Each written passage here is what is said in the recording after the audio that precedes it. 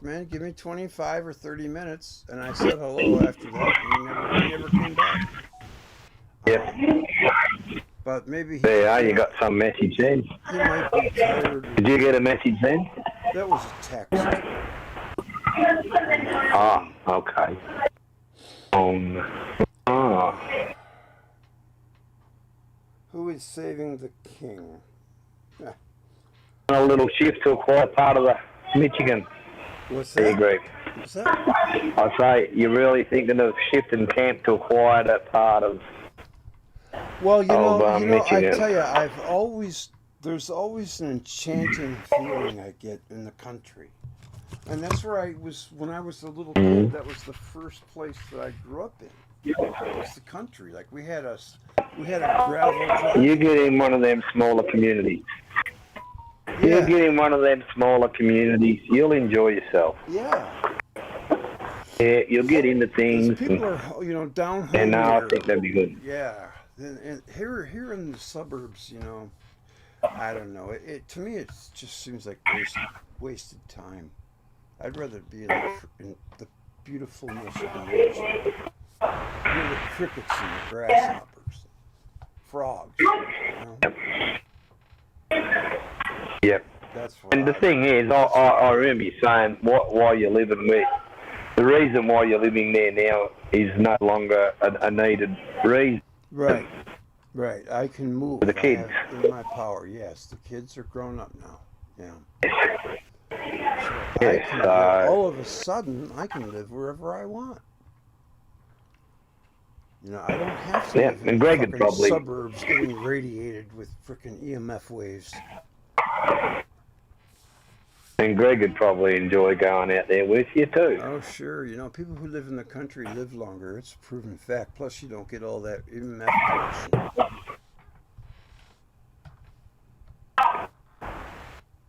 Yeah, and like I say, just quieter. Yeah, Freedom, and you can go for a walk, yeah. and that it's in that regard. Yeah, I suppose the thing is you don't have the conveniences. Like you nick down 7-Eleven or whatever's not far away and all that. We're in the country. We've got Yeah. to plan a little bit. A little bit. You know, Yeah. upside down side. Yes, you have to go to the store and buy like you do. Like buy all your supplies you're going to need for 2 weeks. Yeah. See, I don't. I Well, yeah, buy something what I'm like going to that. need Yeah. for the week. You know? And I'm lucky if I get out of there with less than $200. Groceries have doubled. Have you noticed that?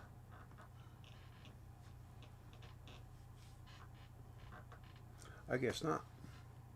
Have you noticed that, Andy? I haven't. Oh, there you are. Hey, what's going on? Hey, I need you guys to chat a bit because I got to go get a cup of coffee. So take it over, Andy and Neil. Thank you. I'll be back. Sure.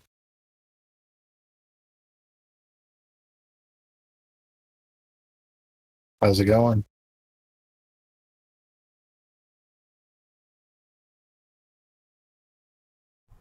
Andy, are you there? Come on. Andy, you were just here talking to me. I don't control them. Huh? Where did I he said I don't go? control them. Where did he go? I don't know. So how's it going, Neil? Could be wetter, could be worse. Could be wetter. I said could be better, could be worse. Oh, well, yeah. Yeah. That's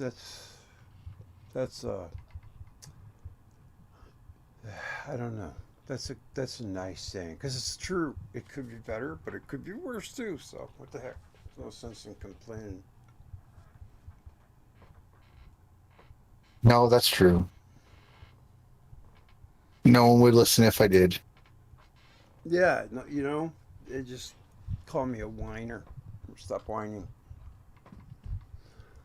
Yeah, but Oh, I he didn't. must have lost connection. Yeah, I know it's weird that he just dropped off like that. I was hoping to go fill my cup. When he comes back, I will. You can go fill your cup. I don't No, mind. no, I'll wait. I'll wait. It's fine. I got enough caffeine in me anyway. I don't know how many people are going to join us. I just, I do all this stuff on a lark. We only got 2 viewers, really. Oh, that's pretty bad. If we only got 2 viewers, we might as well just call it.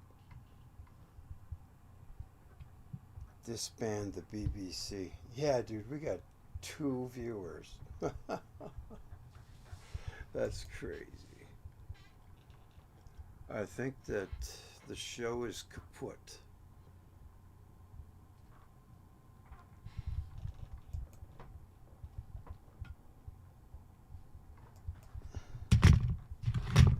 Hold on here. The show is kaput.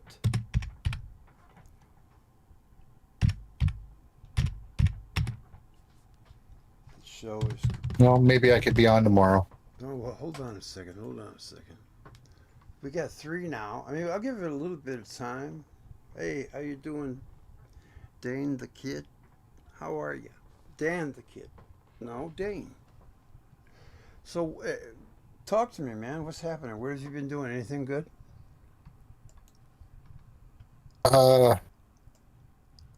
I can say that my therapy game is going well. Your therapy. Oh, I've been dealing with depression for a while because of my injury, and it's been quite potent. Trying to deal with it, and unfortunately, couldn't get my drugs today. So tomorrow, and then Couldn't get your drugs. No, what's up with that? Your drugs? What do you mean? Like your happy drugs, or what? yeah, the stuff I need. Oh. I just What? meant to get it today. Oh, you mean that they have medication you can actually take and get happy? No, I mean, yeah, Oh, like stone. antidepressants is just it's not working as well as I had hoped. I'm pretty So, potently, dealing with the fact that I was doing so well and had, oh man, dude, bright I future know, snatched away type of feeling. man. I know. Can't exactly travel as much, that kind of thing. Wow, so you really got hurt, huh? Oh yeah, it. Oh, Well, I've never really been hurt before, I'm sorry and to hear being that. laid up for a little too long, I think. Yeah, is it a permanent injury or is it something Well, that's it's psychosomatic, clearly. psychosomatic? Worst sort. Yeah. So a lot of it's the mind. Yeah. The worst kind. Well, I'll tell you what, man. Your mind can really mess with you. So Oh yes, just having this lump in my I- neck and wait until Monday for the verdict. I've been sweating bullets. I ain't gonna lie. Oh, that would do it to me too. They want you on freaking fear 10. I mean, then you can always get that bad. Oh news. no, I don't feel I was in Fear 10. I just felt a bit ignored when I should have been not ignored. If I had been a normal person, then waiting wouldn't have been an issue, especially if I had a family and people to support me, but I didn't. Yeah. Well, I know that feeling. So it's been Are you on your own, Neil? yeah. Ah, right. Yeah. Yeah. The old lady. But it's been an issue with the like I knew it was psychosomatic when I could almost get up to a jog if no one was around and I had music and I was focused just on the music, stepping to the beats, Yep. type of thing, and I could do it. Wow. But if someone was around, now, Wow. but you feel very vulnerable. Well, because I've never been vulnerable. I know that feeling too. gone from climbing mountains, being invulnerable at the top of the world, to the worst you've ever been, all in like 1 year. Oh, man, I tell you, I've been there too, just on a different level. Well, yeah, I'm still trying to deal with it, and it's Something that you used to mentally challenging. something that you used to dominate in, all of a sudden you have to struggle to do. Is that what you're talking about? Yeah, Yeah, and it yeah. doesn't help that the meds I, don't make me a quick thinker. yeah, but sometimes You it's know, best to be laid back. You get a better answer. Be well, lucid. true, Be as lucid. long as the laid back was coming from a point of uh,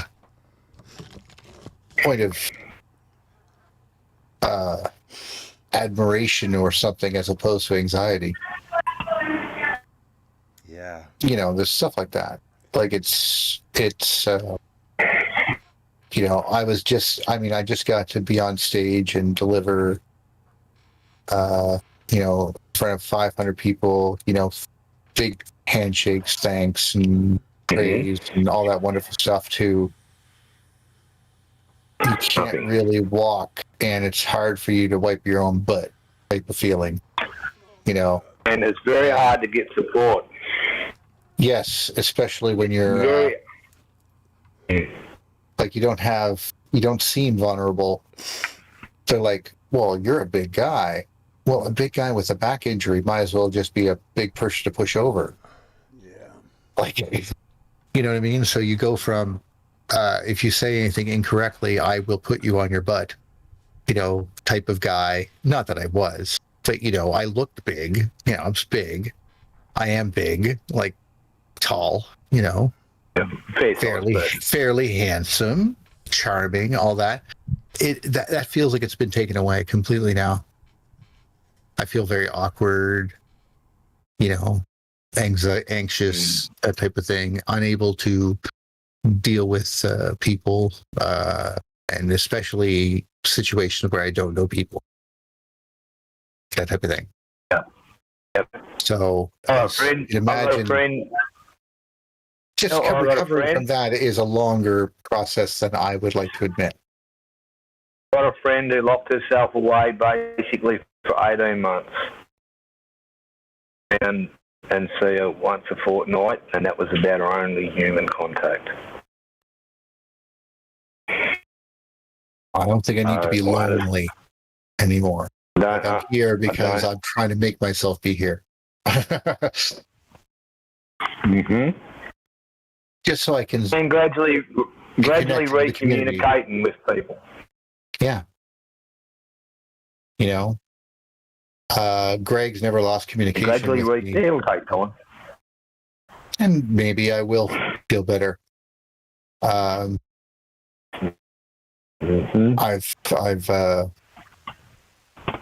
because I couldn't drive as much. I used to think of my car as rolling therapy. I would just put on the music and go for a drive. But as you get more anxious and more nervous, you could only drive at night. And then I was like, I can't drive at night or anytime. Like, it's just not relaxing anymore. You know what I mean? Like, every bump I feel. No enjoyment. There's no enjoyment, and you always got a bit of a fear that something might go wrong. Right. And what am I going to do if I hit a deer in the middle of the night on a deserted road? I can't walk anywhere. It's just that type of paranoia that you just anxiously build up for no reason. Like, probably won't happen, but so how do you, it's just coming back from that and trying to do it, Anyway, I ended up playing a game, and the thing I did in the game was kind of has that sort of feeling to the ancient world ideas that we talk about in the like on the show, about the idea that like there's clear evidence of lathing in the past, of detailed machine work on basalt, stuff like that, and granite, and you can't but question the methods employed to make these things. And arguably, you would say that the people who were the ancient Egyptians, or we could think of the ancient Egyptians, did not have that capability. So who were the people that built these? They must have come before them. That's just logic, right? We'd like to think that we understand the ancient past, but clearly, there's large gaps in our history. Some we know, some we don't. Like Cleopatra, we know. We don't necessarily know Ramesses, right? Anyway, in that vein, there's an ancient culture that's a couple thousand years gone, and you play people that killed them but are just waking up now 2,000 years later. So there's sort of this weird sort of separation of time and space, and the things that you encounter seem like magic, but they're just technology. But they seem akin to magic, no different than Arthur C. Clarke's postulate: a sufficiently advanced technology might as well be magic.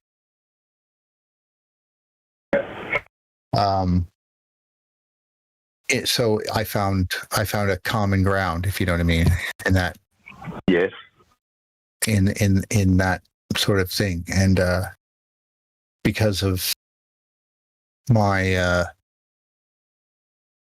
my discerning observational skills that didn't leave me, I ended up picking out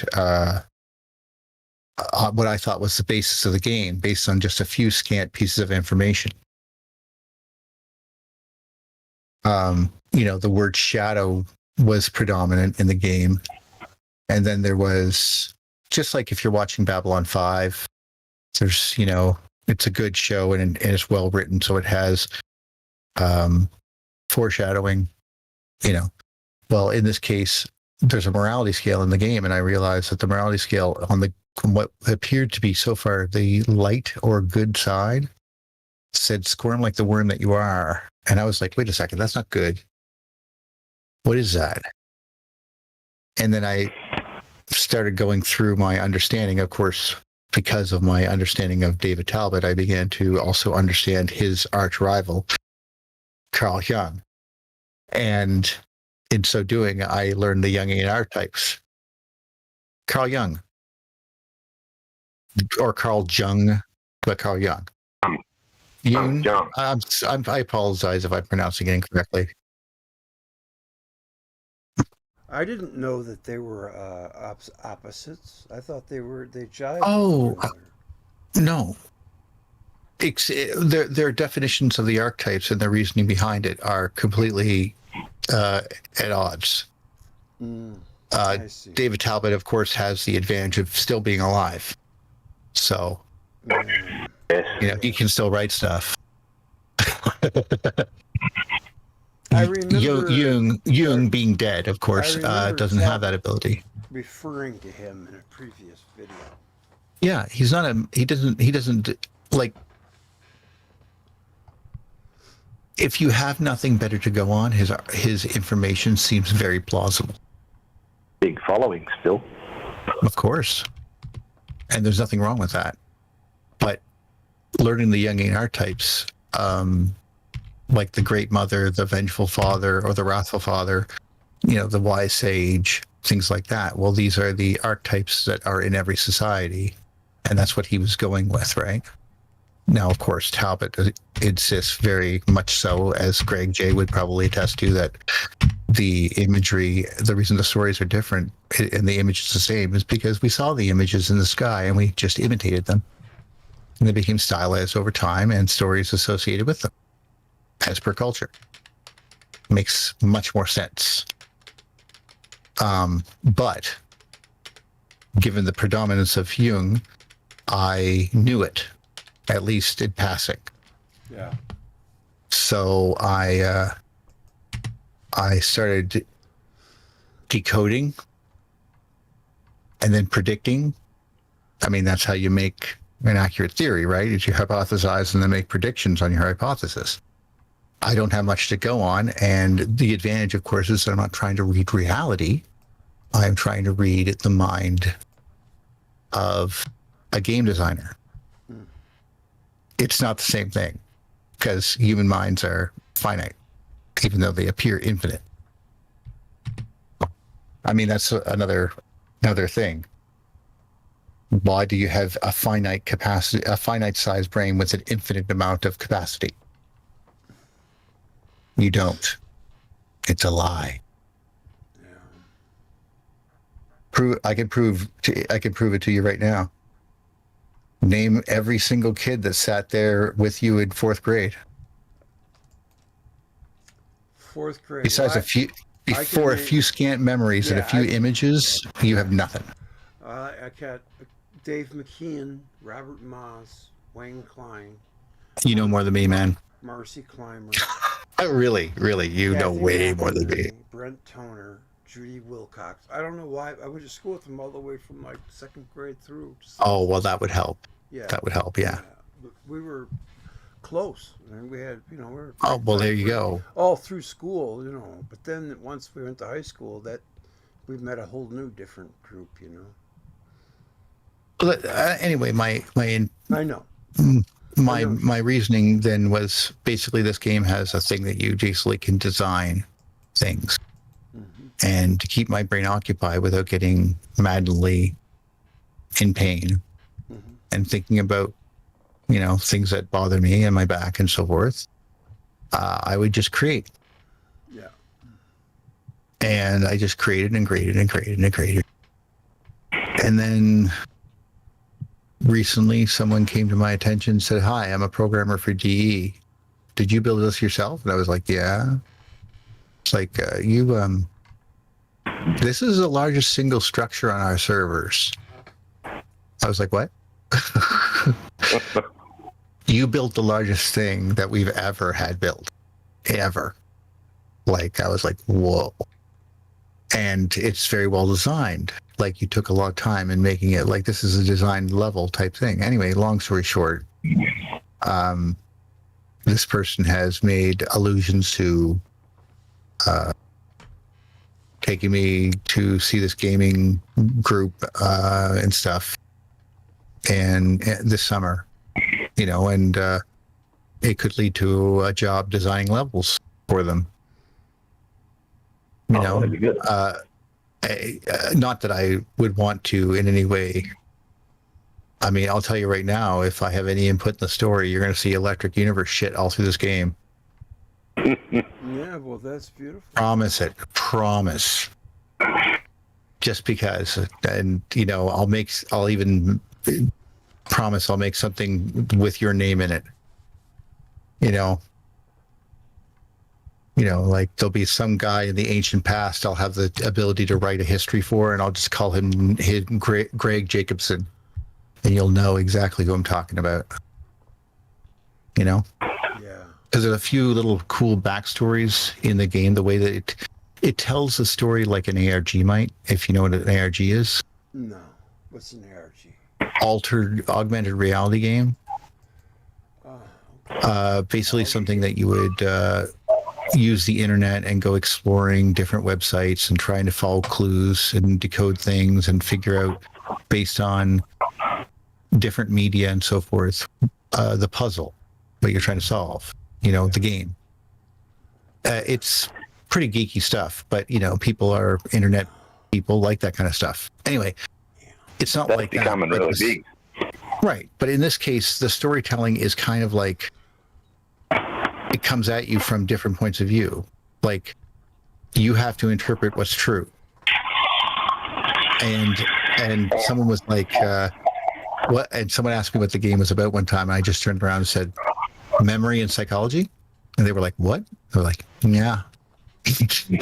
But you have ninjas and guns and stuff. I go, trust me, memory and psychology. But you're not going to have guns. No, just in the game. The game is obviously it's a Space Ninja type of game, right? So it's not like, it's not, that's not the point. The point is that you go exploring ancient cultures and their ancient stories, and there's myths, and I guess the difference is that sometimes these things were revered as gods, And so there's his own little godhood. Of course, you know, they're small, but some of the enemies that they fought, like they were like, it's like giants. You know, you were little ants and giants trying to kill you. Like, it was apparently a wonderful. The story is very involved in being basically having the main people based on the Orican Empire, like or based on the Roman Empire, and and they have their own script, and they sort of have that sort of Romanesque feel with some very decidedly cool twists, but also the idea of they reached into the past of and they were wondering about their past too. It's very, very, very much like real life, how we're talking about. So I can see that's what my parallels were very close there. I found it to be intriguing on that level. So anyway, when my theories started happening to become true, they will also want to take me up for a brainstorming session and talk to them. And I'm like, this could be like, it could be something I could do, for lack of a better term. I could feel useful. I feel, I didn't think, like, I went into learning electrical engineering for the second time because of the electric universe model. And that's why I passed it. But if it wasn't for that, I wouldn't be where I was, and I wouldn't have been injured. And then this wouldn't have happened to me, and I wouldn't have made this. And as therapy for myself, to keep myself soothed, but it got noticed by people,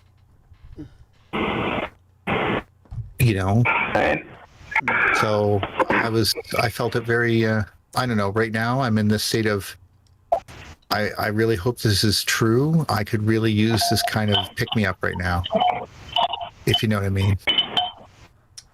But you don't have that all the time, and it's sometimes a hard thing to get through. Has been for a couple of years now. I'm sorry to hear that, Neil. Well, you got a lot going on. I'd still be doing what you're doing.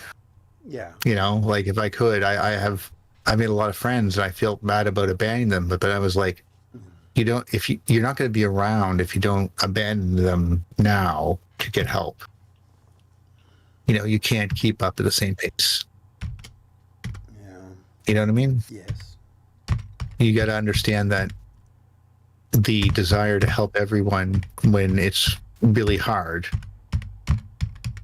is putting more strain on yourself than it needs to be. And sometimes you have to take a break and realize you're not Superman or anything, right? Right. No, we're not. We're human. But the good news is that I made myself come over here and talk to you. So yeah. Well, I'm glad you did. Yeah. Sorry. I'm sorry I didn't have more to catch up with your your audience. I want to be open with it because, if you knew me when you knew me at these conventions and stuff, you would never think that I could ever be depressed. Well, I know, that I could, I know like, exactly what it's like to be depressed, man. You have a wounded soul. It's always right there with you. Like dread. It's potent. Yes. Yeah. And it can make you stop caring about everything and just live in your own funk and not even care, not take care of yourself. Yeah, I don't think I checked my email for like 3 months. Yeah, I know. And people start thinking you're flaky, or they start thinking you're like weird. I know, man. I've been through the same thing. I was depressed for about 8 years, and well, I'm just realizing how freaking bullshit that was, because compared to life, compared to having our health, It's all gravy. You know? Yeah, and the fact is, it comes from your mind. Yeah. Right. Like that's Oh, yeah. Your mind is you don't you're thoughts are things. like you know, it's you can only deal with so much pain, even though they're like, no, your body's not injured. I go, I'm not telling you it's injured. I'm telling you I'm feeling pain every time I think about it. Yeah. I know. You stop brushing your teeth. Sometimes. So Yeah. I mean, I'm serious. There are people that, when they get depressed, they I can't do that yet. stop caring about everything. No, And they start worrying about killing themselves, man. But they are slowly inside. I was. well, that's where I'm sitting right there. Is like trying to avoid those thoughts. It's been a bitch, and I've been just battling. You know, I'm not going to take no for an answer. I'm coming completely full back. I've been back now for a good 5 years, but I'm still trying to get a hold of it and catch up with how far I got behind. You know what I'm saying? I do indeed. If we didn't, well, that's why. Well, that's what we need to talk about, because too many people don't even. It's right. It's kind of like a crisis. Yeah, it's when you're sleeping, when you wake up. You know, when you go to the bathroom, when you freaking go to eat, when you get in the car, when it becomes nighttime. There's certain things that set it off, and it just eats you up. And sometimes you don't like sleeping because you just have horrible nightmares. I know, terrible. Force yourself to wake up. Force your eyes open. I've done that many times. Oh yeah. And then sometimes you get into this mode where that's all you want to do is sleep. You don't even want to get up. Yep. Been there too. Yeah. It's hard. You just feel, fuck, man, I just want to sleep. Yeah. Well, speaking of such, I should probably go, but I want to make sure I made an appearance and talk to you guys. Yeah. I didn't get a chance to actually talk about something, but maybe we can soon. Do you have to go? Well, I just don't want to talk about this anymore, and I'm a little. Yeah, I understand. Yeah, not feeling great. Subject, but there are a lot of people that feel that way. I think a little conversation like that might help someone out there who's having the same problem. You know, more people are depressed. Well, that's why I did talk about it, but I had to. I can only take it so much myself. Plus, it's good to talk about it. You know.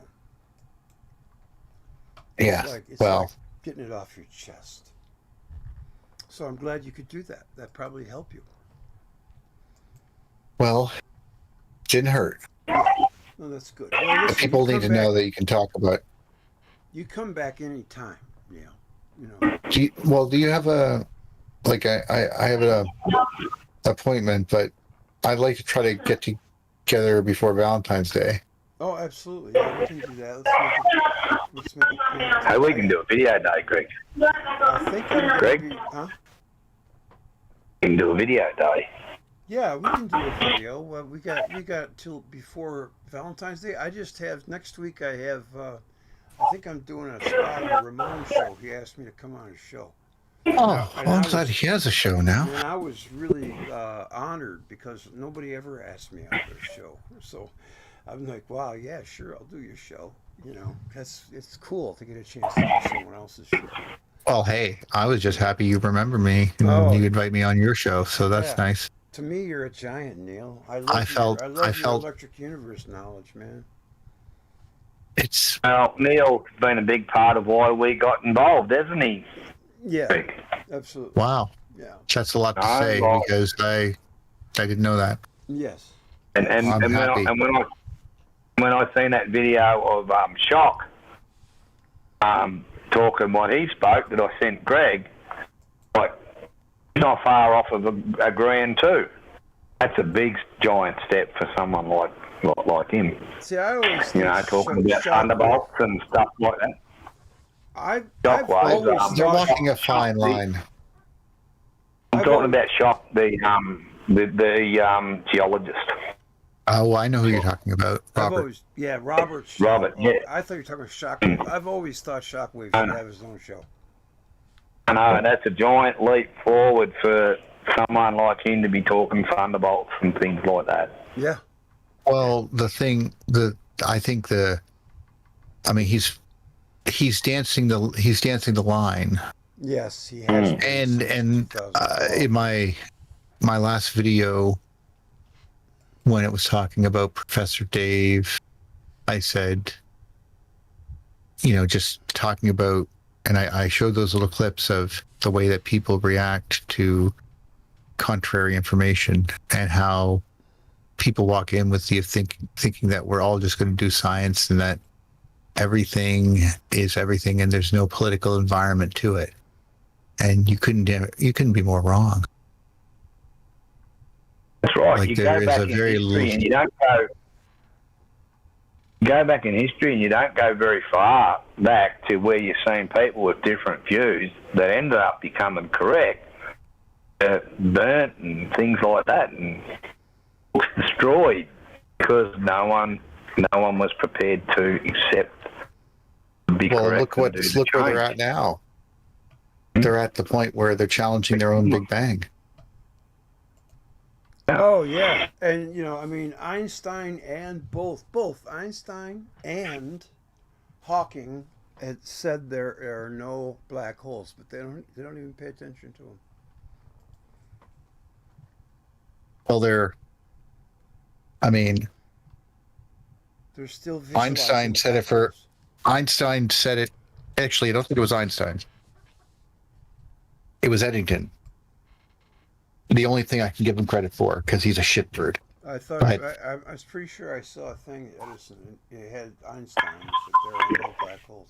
I could be wrong. Well, you might be right. However, my insistence was regarding Eddington's student, who was Chandrasekhar. And Chandrasekhar was a big name, CHAN. Chandra is named after him. So CHANDRA, Sekhar, I don't know how you'd say the rest. Doctorate of Astrophysics. Yeah. He's the one that came up with, well, let's just divide by 0 and call it a black hole. Yes. And Eddington said, you can't do that. That is not math. No, it's not. It's ridiculous.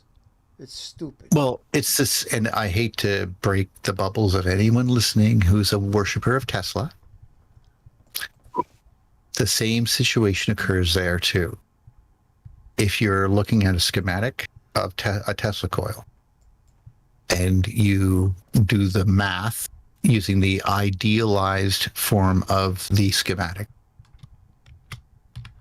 that's basically what an engineer would just whip up, let's say, or I would whip up off the top of my head, just go, here's the general schematic, blah, blah, blah, blah, blah. It should be somewhere around these numbers. Blah, blah, blah. I could just put that together in a basic form. There's a base schematic. Yeah. But it doesn't actually, but the base schematic could look like a toaster oven or a power grid for, you have to understand what that means, right? And you have to interpret that and then build it.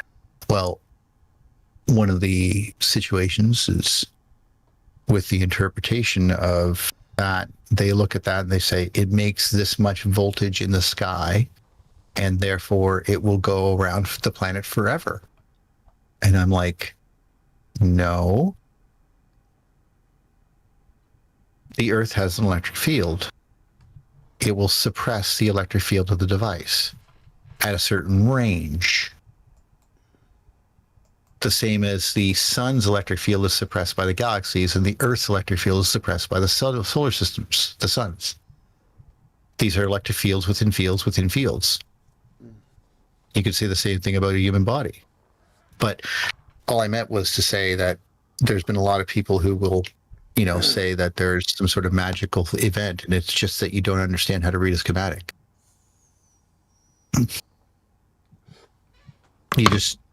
If you did, then you would understand that these are the magical numbers, we'll call them, the ones that are perfect. But they're not, if you actually took the real numbers and calculated, like a diode we would just write it has a 0.7 forward voltage drop. Okay. But that's 0.7 is not really the number. It depends on the heat, the factors of the environment, how much cooling you have on the unit, all that kind of crap. Anyway, that's what I mean. So you have to actually use a real equation to figure out all those variables. Kid Rock, he was like, so, That takes time. my song, huh? Don't you think you should get back to playing that nigger shit? You know, Kid Rock was like, Hey, Greg, go to mute for a minute.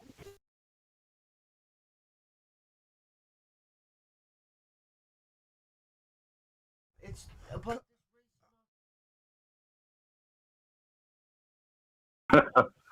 You get caught, ideal. You can't say that. Hey, you get caught. He was watching a rap video. You know, they throw that word I know. around. Even Yeah, I that'll be have an no edit. problem using that in reference to musical lyrics. He I was understand. telling me what some rapper told another rapper, but he just No, I believe blurted you. it out. I'm like, Don't- "Ah! I know. I heard it. It was I'll pretty get my balls entertaining. roasted." somebody called somebody else a racial slur, and it was caught on video. That's what I was telling you. Yeah. Yeah, well, we just did it again. Thanks.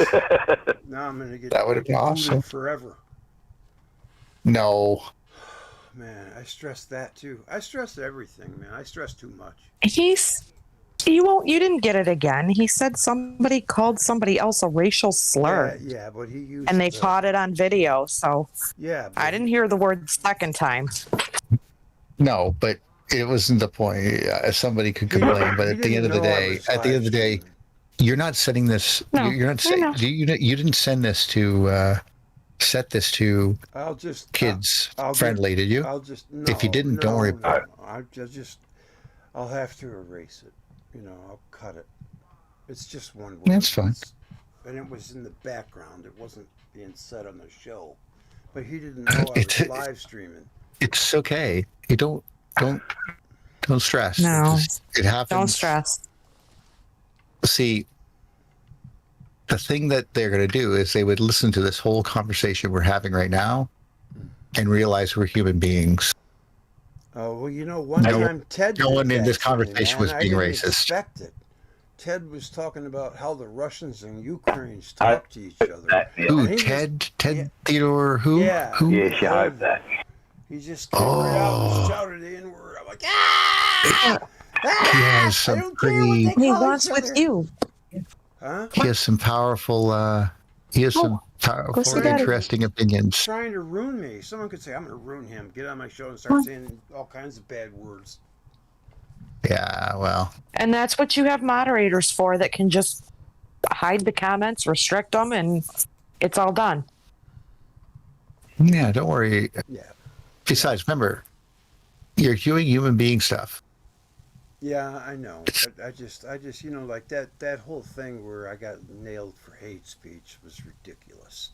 So, you know, it wasn't hate speech. When nailed you for hate speech. Yeah. I did a And interview. wait. No. That's a legal term. So let's assume then you broke someone's EULA. What? You broke someone's end user license agreement. I don't know what You didn't actually get No. nailed for hate speech Yeah, that was what the because that's a No. crime. hate speech. No, you got nailed for speech that somebody didn't like, and they reported your video as well. Well, Okay, that's just they being call it free. hate speech. That's what they They can call call whatever they can call it whatever they want. At the end of the day, you didn't get And- charged with a and- crime. I was just concerned. Yeah, and he didn't really, it wasn't a slur. He just made a statement that was, I don't know if it's fact or not, but it was about 9/11, and it must have been, you know, it must be. Oh, I have some wonderful thoughts on 9/11 Yeah. as an engineer. And I didn't even want to go there. Like, I want to talk about the. I'm sure you do. Oh no! I think I it's don't- I think it's 9/11 really is- kind of interesting I'm not even as interested in it one bit. like I like a good conspiracy yarn as much as the next guy. Yeah, You know, like I like to hear them. I don't. Feel I don't like believe any torturing really. my brain. No. Sometimes they're fun, but you gotta take it with a grain of salt. Like that Titanic conspiracy. Loved it. Oh, I know the Olympia. Where they Yeah, yeah. The the switching the ships and stuff. It's like da, da, da, da, da, da. that was magnificent. I enjoyed the shit out of Yeah, that. see, it was a good yarn. The reason it was entertaining is because it didn't matter at all. Right. Kind of like reality TV. Yeah, it was 100 years ago, man. No one cares. Man, oh man. Right. But yeah. Now, did you hear? you know, that? it's a good yarn. I like a good story. I love a good story. You rewrite history, go ahead. I Yeah. want to hear a good tale. Right? Why not? I mean, the conspiracies of the Confederates, the Union in the Civil War, and the whole using a makeshift submarine with underwater oars that's never been tested, doesn't even know if it can balance right, and strapping a bomb to the front of it and going and poking another ship with it. Like, talk about the height of fucking retardation. And see, I just said that word. But think about it. That was just amazing. That's just beautiful ingenuity trying to do this stuff. Like And anyone with common sense would laugh at that story. Yeah. of course. Yeah. But Because that would. That's all. I mean, I don't know the history of all this stuff. I just think it's interesting to hear the tales.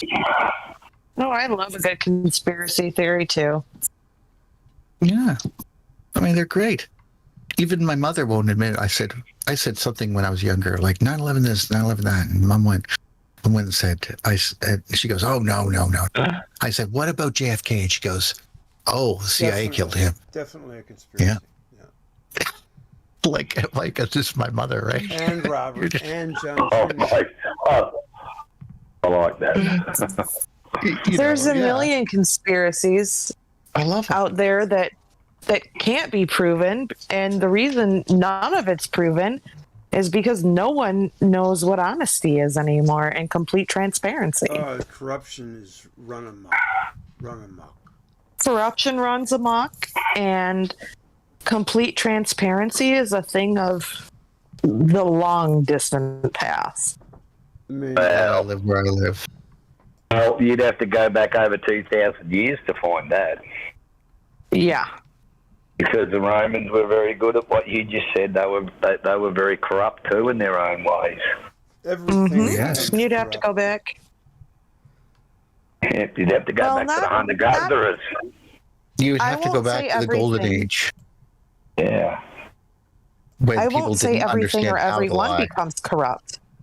When you take out ego, pride, and power, there's no room for corruption. Well, I'll tell you one thing when I choose moderators for my group. Well, when I write, because I do a little, helping out the people and I have a little group thing. When I pick moderators, the person who doesn't want the job, that's the person I want for the job. Why? Because they don't want it. And they're most unbiased. Doesn't that mean that they'll do a real shitty job? I'm asking them to do almost nothing anyway. Yeah. That's... But you're giving someone who won't do anything the power to do something. If they have to, they will, but only if they have to.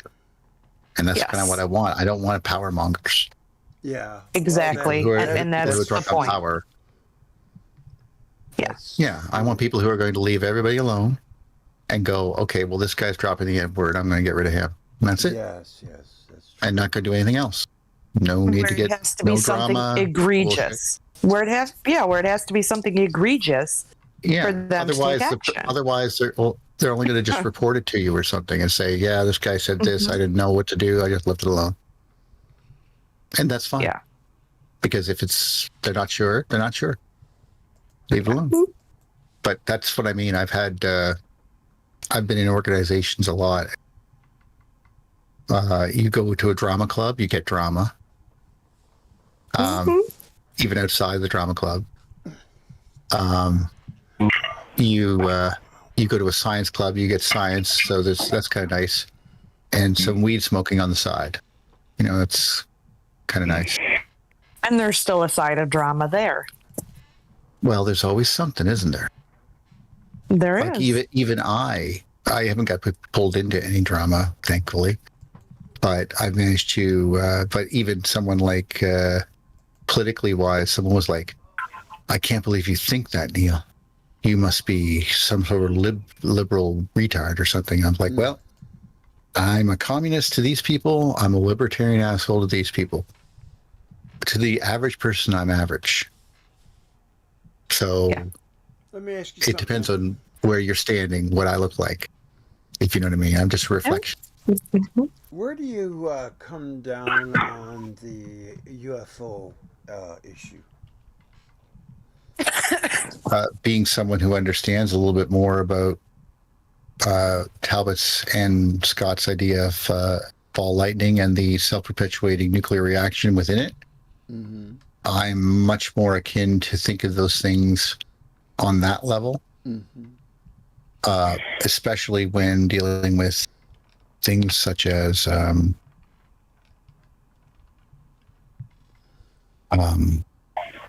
your own, like people who have magnetic field issues and stuff like that. Often, if you're subjected to strong magnetic fields, you can have your brain. Usually, what happens is it evokes terror. It's usually the reaction you have. And your brain, as we know, will make up some amazing interpretations of that. Now, that being said, I will use an example. If you've ever heard the Mary of Zaytun, No. outside of Cairo, there's a town called Zaytun, and there's a Coptic church there with a metal roof. I checked, and in 1968 to 1972, she was witnessed by over 1 million people walking like a glowing figure among the rooftops. Of course, given what the pictures I saw, and given just a quick understanding of how big the cross was on top of that thing, she was probably 30 feet tall. So she certainly wasn't human sized. She had doves floating around her and she was glowing. But the interpretation of what it was, only one witness that I heard her interpretation was unbiased to report without any biblical interpretation to it. Like what she saw rainbows of light. She could smell the ozone in the air. It was sweet and sickly, but beautiful at the same time. The birds were not birds. They were hovering there. In the pictures, they could be flying, but they were not flapping their wings. They were just hovering there like little birds that were glowing. And which is the top of a Taurus. So, this event could be, a charged area of the ground, metal roof structure, and a ball lightning phenomenon reaching down onto the metal roof. But Basically a projection. But they projected the Virgin Mary on the roof. They believed it to be her, and so it was. But only one person reports it as what she actually saw. Like, and you can look it up online, like the YouTube videos of one's by Ricardo Montalban, like, the Fantasy Island guy, and he goes, and the amazing story of Zaytun. And he tells, with his Spanish accent. That was good, man. That was good. Yeah. So like that. That's sort of where I fall. Initially, there are some things I've heard from people that I can't explain, and the only interpretation I have is that you're lying, or something happened that you truly believe, but I don't know what it was. I met the guy showing me pieces of Roswell spacecraft, and I was like, well, there's 4 options here. And I went through all 4 options of what I was seeing. I said, if I was a betting man, I'd say this looks like 1945 technology. This is I seen this little thing right here, and I pointed to it, and he's like, well, what do you think of this? And I said, well, this I don't know, okay, because I don't know what that is. It looks like a catalytic converter, but this right here is old, a type of plastic that's not used anymore, like an industrial type of, it's not really plastic, it's like a almost a plastic ceramic combo. It's almost like Bakelite. See, I don't know the names, but it's probably something like that. Like you would see an old television set made out of it, or an old radio from the 40s made out of it, or something. Old telephone, old rotary phone. Oh, I think that's more plastic than this was. This is, but still, that's what it sort of felt like. It was almost waxy. Yeah, Bakelite is more of a melamine type construction. I can't explain it exactly, but, you know, he wasn't happy with my answers, I'll tell you that. Because, you know. Well, because he had formed a belief. Yeah, and he had formed a belief instead of stopping at idea or theory. Yeah, I think so too. I'm a straight kind of shooter on that when it comes to it. I'm just going to tell you. Well, and beliefs are very, very hard to change in anyone. True. A belief is very powerful. It's easier to fool someone than it is to convince them they've been fooled.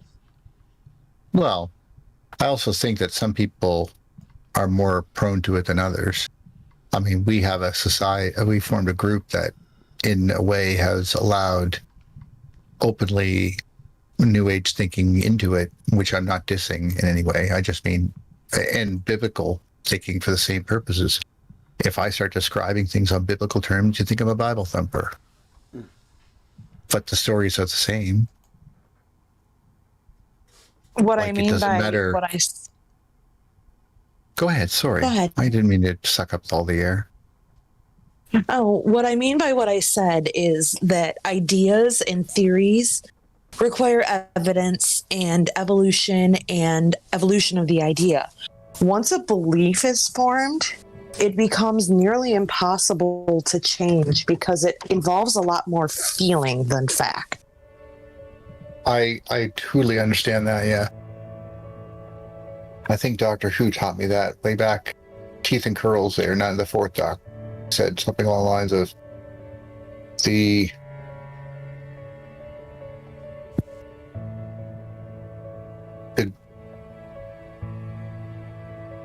I'm not sure what it is. It's something like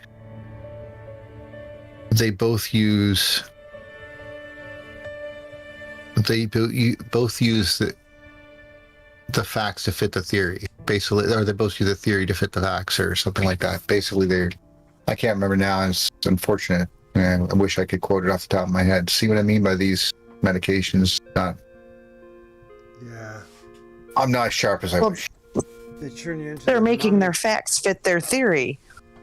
Yeah. You can go out there anywhere on the internet right now and find opposing theories that are supported by fact, but they're completely oppositional.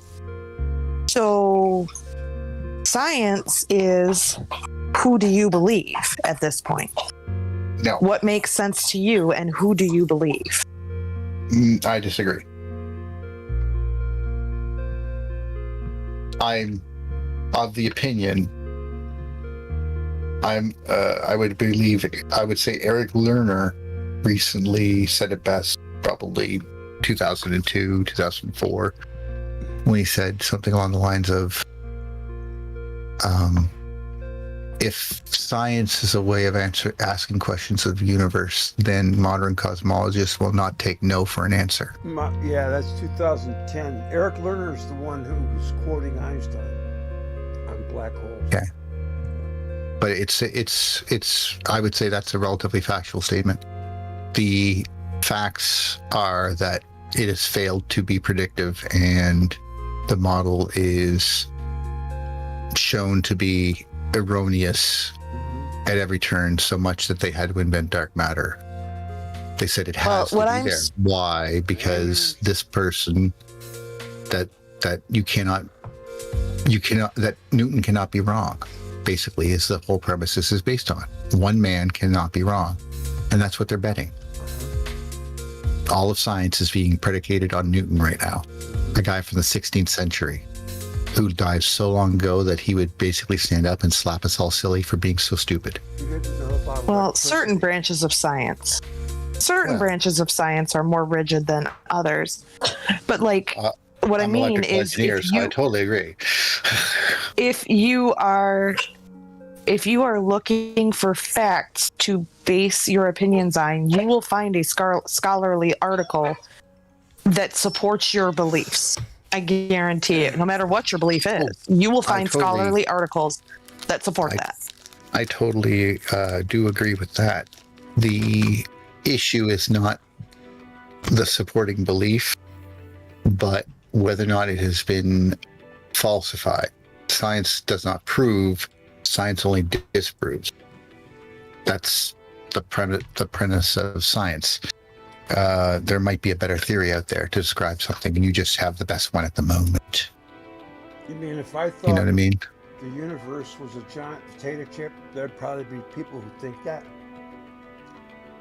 If you can provide evidence, yes. I have a pretty good idea what the universe is made of and what's going on in it. We're all brains in a vat. No. I mean, in a very real way, there is a, they call it, I mean, it has to have a beginning. It does have an end. But the explosion that's currently going on is not unlike that of, it's not like that of a spark. Oh, you know what you just reminded me? Between two different areas of charge, and we're just at the focal point of it that's going off, and these two areas must drain across this giant double layer it's forming.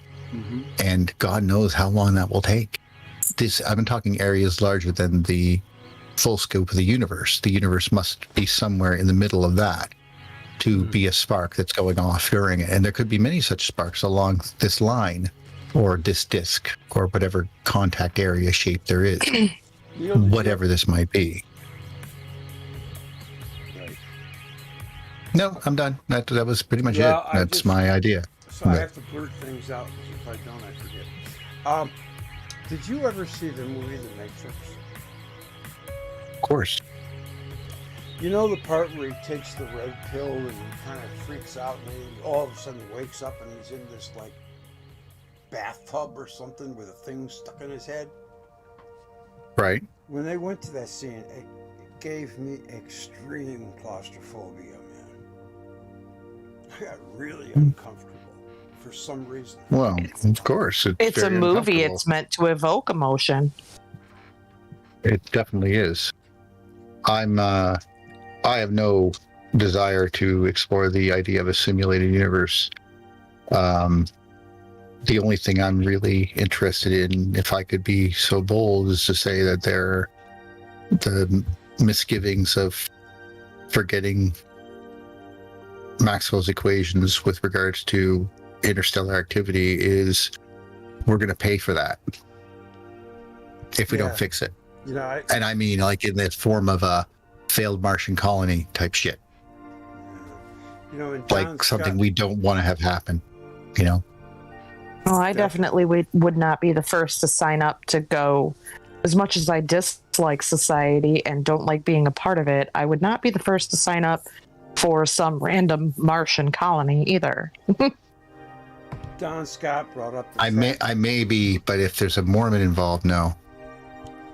I'm just kidding. It would have to be proven. It would have to be proven safe, efficient, effective.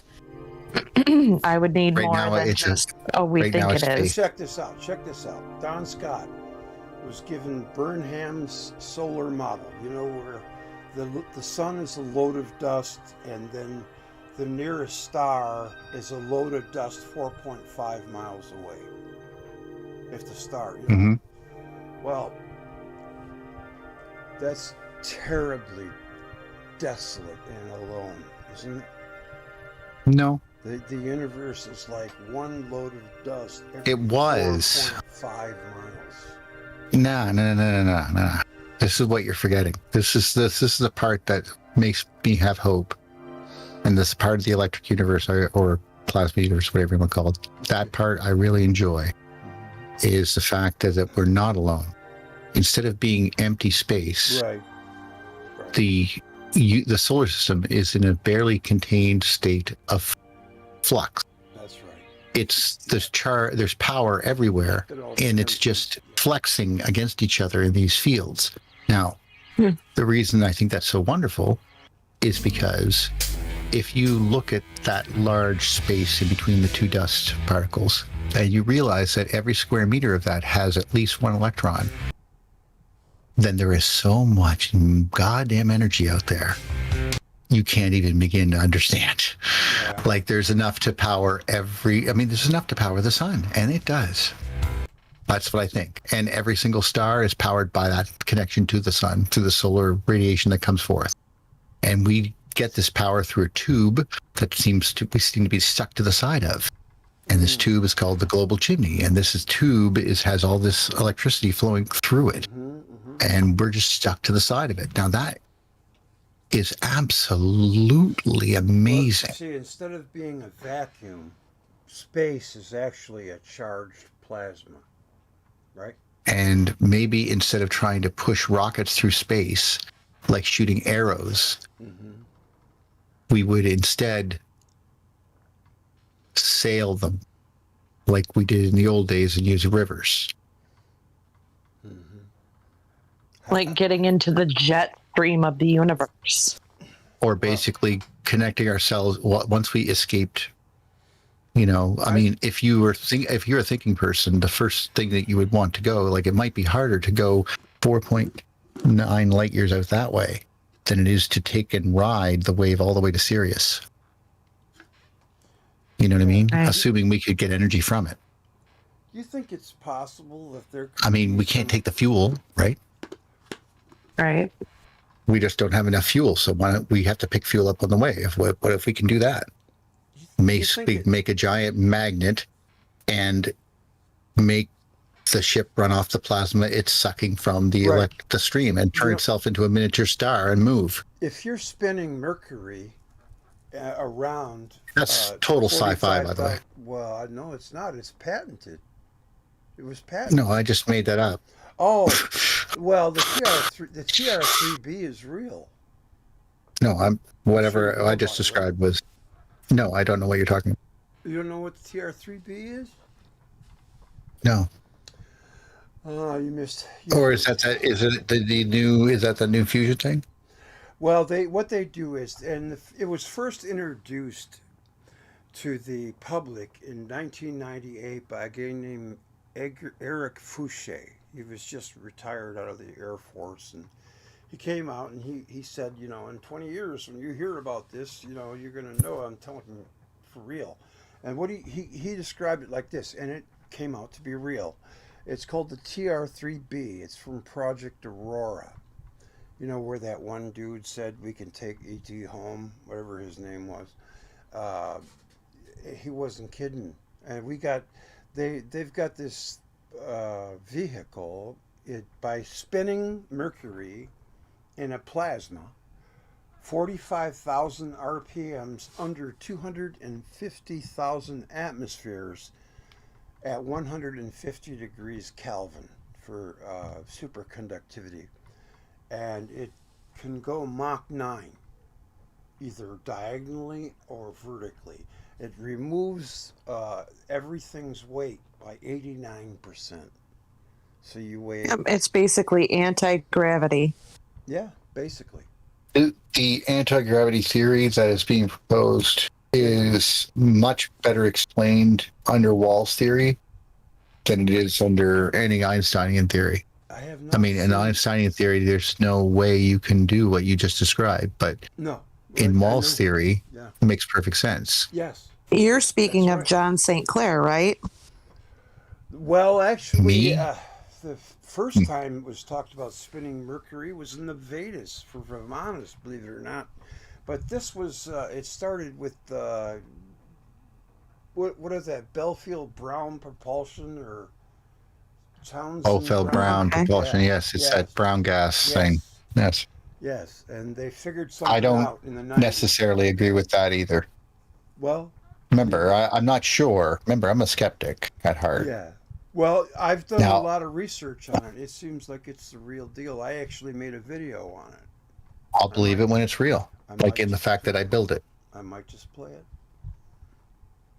Like there was like one thing I can tell you for certain is that broadcast power exists on a low scale.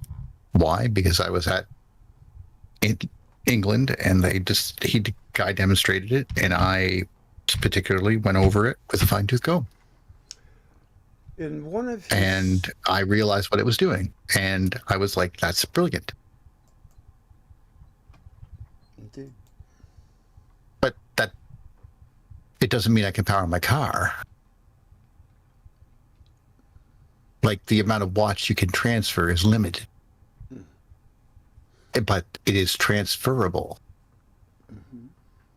And just like the amount of material that can be made original in elemental transformations in the Sapphire project is notable. But you need to have lots of this to make a lot of it. But the first people who will do that will be people who will need material on the fly, and it will not be available to the public. Just as, I mean, it might be on smaller scales. Like, I think last time we were talking about this, I brought up hypersonic sound. Do you remember this, or did we talk about this? No, I don't remember. Refresh my memory. Well, does anyone know what hypersonic sound is? No, tell me. It's when the sound waves are broadcast on two transducers, and the transducers are slightly off, so it creates a disturbance in eddies right near your ear, so only you can hear it, or anyone in a directed path, like a light, like a flashlight, or a laser. If you pass through the laser, so to speak, you will hear it. If you're not, you won't hear it. So it's directed sound that you could, just like we could direct light. You can sit beside somebody on the same couch and hear two different things, watching two separate TVs and not interfere with each other. Oh, please develop that. Please It already develop exists. that. You can buy it.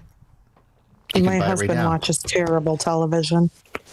Just type in hypersonic speakers. You can buy them. They're about 3 times the cost of normal speakers.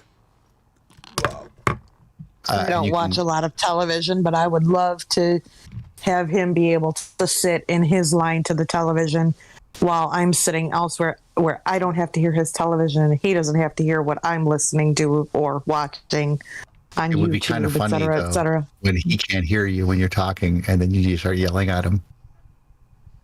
No, I And just then kick him. and he starts yelling back at you. What? And you don't hear anything. So it'd be kind of No, funny. I'd just kick him and make him pause, and I'd pause too. But the reason And I I don't know mean that kick him like the reason I know that the military would develop this technology first is because they definitely developed that technology first. oh, I'm Like, sure. I remember hearing a 2003 story about a person, Arrow Grabe, confessing after he heard Allah said that he would take care of his family and when he was alone in his cell. And I was like, sounds like they used that technology on him. No one else could hear it. They have noise canceling hypersonic earbuds for like Yes. $40. Yeah. Awesome. I told you they exist. But they don't Yeah, advertise it really, you know what I mean? And wink, wink, nudge, nudge. But you can find them. Yeah, right? So if you're rich, you can have the best technology in the world if you know what to look for. But the common man just gets a pair of speakers and doesn't even know this stuff exists. Holy crap, they have it at Cabela's Yeah. and Walmart. Mhm. I would question the quality, but It's getting more and more common because it's no more complex than a regular speaker system. Just the only thing that makes them more expensive now is the transducers. But once that hump is cleared, they're no more expensive than regular speakers. The That's only thing that you interesting. can't get out is bass. Like it doesn't go really, really bassy. Right. But most people don't listen to things under 200 hertz anyway, so it doesn't matter. But it'd be really cool if you were, let's say you're at the bank, right? And you pull up to the thing and it says, please wait here. And no one else can hear it. It goes, please go to whatever thing. And you just walk over there. It goes, please wait. She'll be with you in a moment. Then she comes over. Hey, can I help you? You know, or you go to a museum and you stand in the light and you can hear a description of the artist that you hear. Otherwise, it's dead silent inside. ASN. So that stuff exists and people don't know it. And knowing that stuff like that exists that you're just talking about and the Sapphire Project and stuff like that, I have to admit that some things do exist that, you know, like I very much trust Monty was telling me the truth. And I was asking him direct engineering questions. And he was not playing dice with me. Like, you know, like someone who's blowing smoke up my ass. Right. He was straight up. And So you're an electrical engineer, you said? yes, Okay. that's why Just I'm curious. very interested in this kind of thing. Yeah. Like, Mechanical engineers can drive you nuts. Why is that? yeah, but only an electrical engineer will shock you. My husband's former job was he was a car mechanic when I met him. Yeah. Yeah, you gotta love what they do under the hoods of those cars and some of the dumb stuff they do that makes things that commonly break very inaccessible.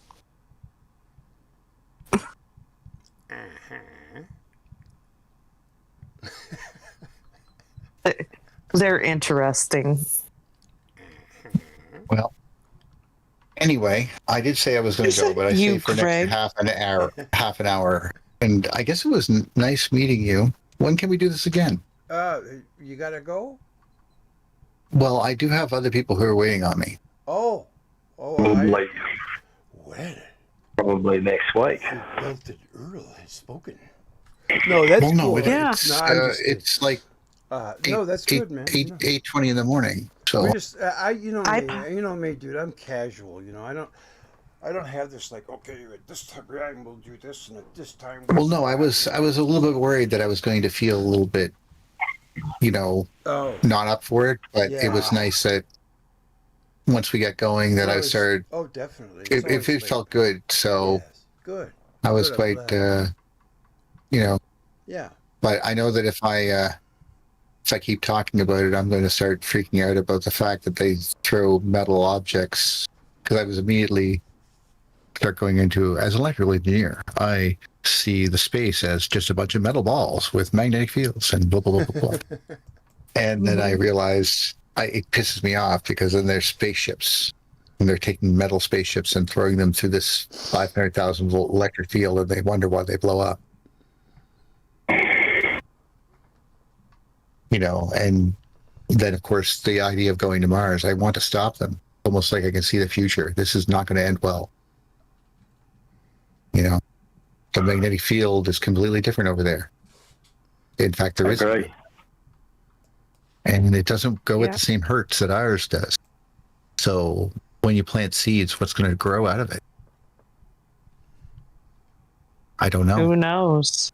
Exactly. Are they going to be able to eat it? Who knows? See, that's what I mean. You're taking a big chance. I mean, I'd say if you don't have a giant field emitter that's basically creating a dome of electric field and magnetic field around your colony that operating at 7.82 hertz, you're going to have a bad time. Like it could cause them all to die without anyone even cluing in why.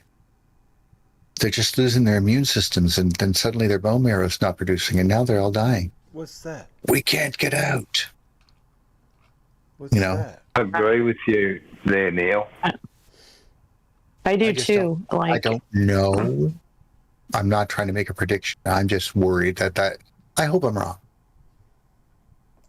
well, let's hope they all think ahead like you do.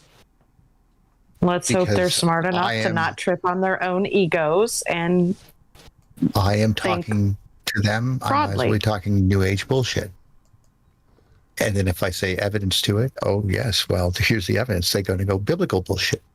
And then if I go and say something else, it's like, so basically everything I say is bullshit. Okay. well, then I guess some people will have to learn the hard way. Yes, but it might set us back several hundred years before we try again. Really, I'm worried. Because Oh, I understand. I, as a survival of the human species type of thing, not, it's just they're playing games and they're going off the faith, and your faith will not save you. No. Our faith will your sustain us faith- through the desert. It will not. Faith will not sustain you in the desert of Mars.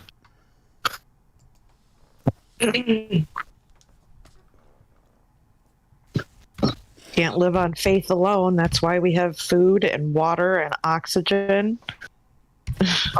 Which is made to grow here. Yeah. Like, we can't even tell what happens when we change the electric field, but all the evidence we have of changing the electric field and pressure of things that we grow radically changes the plant. Mhm. All evidence seems to support this. So what's healthy grown here may be toxic on Mars. And how many MREs did you bring? Exactly. Hopefully Hopefully- before we can get another hopefully- one up there, another load out there to you. Right. Hopefully you've brought enough to sustain life till another load can get there or something can get there to get you back to Earth. Exactly. And how many Well- people are actually going to survive a trip like that? I mean, I'll give them credit if they do. I know that given my health, I would not survive that trip. It's just a massive chance, and it's arguable that they're going to die as soon as they leave the interstellar. They leave Earth's field anyway. Exactly. They could be dying before they get to Mars. Right. I mean, if you think about it, where have we We've never actually explored? Yeah, we haven't only gone to the moon, and the moon's inside our field, the Earth's field. I mean, Exactly. so I mean, we've only the moon sent machinery. Yeah, it has the We same. sent what? Just machinery to Mars. Yeah, and they could say that these effects are low yield or whatever, but how much of a constant bombardment of cosmic radiation can you take? I mean, Exactly. Earth has 2 meters of water shielding. You won't have that on Mars. You'll have a piece of fucking aluminum. Right.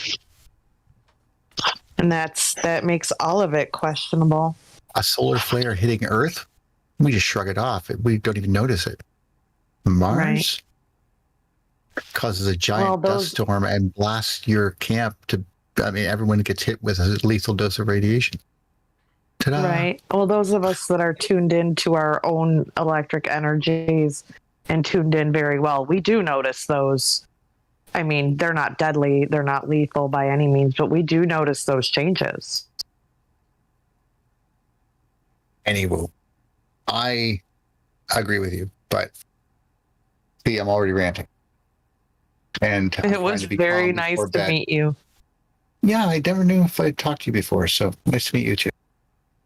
Nope, not yet. I've just started becoming a little more active in the conversational aspect the last couple of months. Well, I'm going to try to make make it hopefully next week with Greg there and give me a little heads up. I'm usually down in the comments too. Did you say it's 8:00 in the morning where you are? Yeah, approaching 8:30, yeah. Approaching Talking about 8:30? You must be in Canada. Yes, Pardon? he is. Yes. Indeed, on the East Coast, where the tides are high. Yes. Yes, that's what I assumed, only because we are, well, Greg and I are both, we're in the same state and we're both Eastern Standard, so you're an hour ahead of us. Indeed. It's approaching It's probably- 7:30. Yeah. It's probably not going to be the success. And if you build a dome to live in, well, it's not like living. Really, Well, exactly. it's not It's like building a It's not- sandbox. like living. Yes, Yeah. yes. So I've just got the feeling that probably the little we're on is a planet that we're going to be on, and we live and die with it, unless there's something very, very similar close by. Although I did hear a NASA I fella have no doubt. talking I have one no day, doubt and that- he Hey Neil, Sorry. Neil, I got a Yes? video. I got a video you need to watch. It's only like 15 minutes. I'm gonna play it. It's about the TR3B. Will you please pay attention? I want you to know about this. Sure. Okay, 15 minutes. I want you to watch it. Give it your attention because I want you to know that this exists. Where is this video being displayed? On YouTube. On my YouTube channel that you're on right now, Dodo. Well, I don't know where this channel is. The Greg J channel, man. You don't have my channel. Someone I'm getting on give me a favorite. link. No, it might be on favorites, but I don't know where it is. It better be. He's got to get to the Dive in live YouTube. stream that's happening. I'll be hurt. To be honest, while we're chatting, my video shuts off, so I just let it shut off. While we're chatting This is because like 12 minutes long. I can't hear the video when we're chatting. So I see. You guys just used me for chat. Okay, I don't have no, you on I here. listen. No, what you're saying, Neil, is you weren't listening to the video. If you go to YouTube and type in Greg J, you'll find him. Oh yeah, I'm sure I'll find it typing in Greg J. Yeah, yeah. And this is 91B. The show is kaput. Burn him at the stake. I like to listen to. I like both.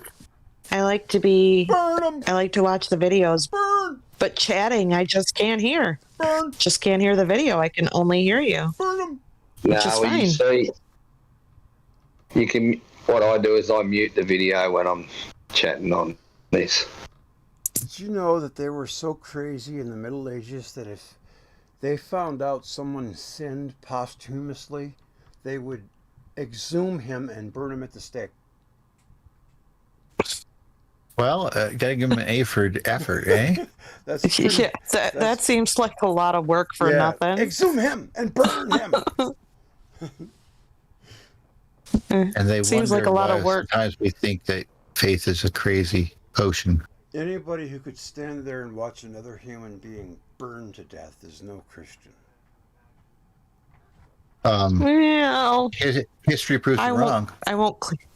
I won't claim to be. I won't claim to be Christian, but there are a few people I probably could watch at least for 30 Oh, seconds. I apologize. Do you mean Christian or a follower of Christ? You know what I mean. They seem to be different. People who burned. They do seem to be different. They were. Yeah, I noticed that, eh? Completely overzealous, you know. I mean, to Yeah, the Let me hilt. put I it to you don't this like the way. public spectacle. My appreciation of Jesus Christ is number one between me and him. Number two, even if he's a literary figure only, I have as much respect for his teachings as I do for the learned lessons I could learn from the fictional Sherlock Holmes, both of which could teach me great deals about human nature Mhm. and There's how to treat other something to be people. learned. Well, right. get on So my it doesn't YouTube. matter to me. Get It on. doesn't. I'm already watching it. Oh, okay. Here we go. We'll carry on through the freaking midnight if we don't get to watching this. Let's do it right now. Yeah, Greg.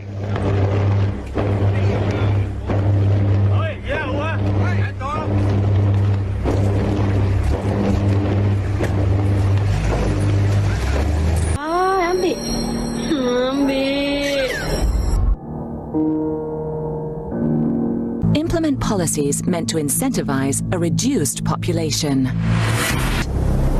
It's time to remove your footprint. Agenda 21 is coming soon.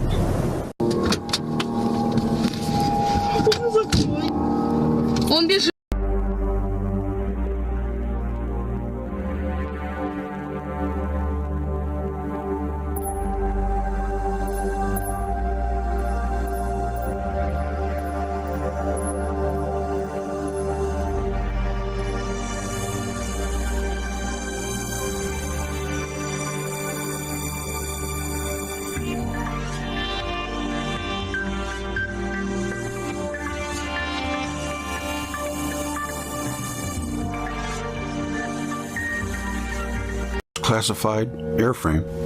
I guess that's kind of what they call soft disclosure. These crafts are often described as having running lights, either bright white lights or pulsing colored lights that appear at each corner of the triangle. Now, this reprint of the TR3B specifications claim is based on information generally credited to Edgar Fouché, who claimed involvement with this project in the 1990s. We make no claims about whether this is factually accurate or not. Hundreds of thousands of people know about it and have seen it. It's probably going to be declassified soon, I would imagine. Unless it already is. I would probably think it is. But this story becomes more interesting as time progresses. What was originally considered to be a wacky UFO claim seems to be the benefactor of a great deal of coincidence. As AG research moves forward, simply put, the TR3B's claim to use an MHD torus field with a virtual plasma of high-pressure mercury is strikingly similar to the unrelated claims of Igor Vygotsky about the construction of the Nazi Bell device, as well as anecdotal evidence relating to other instances of AG effects, anti-gravity effects, and mercury in the presence of RF fields, radio frequency fields, I'm thinking. Additionally, a plasma toroid is the only means of replicating some aspects of Eugene Plekhanov's superconductor experiments on a larger scale than achievable through traditional Type II ceramic superconductors.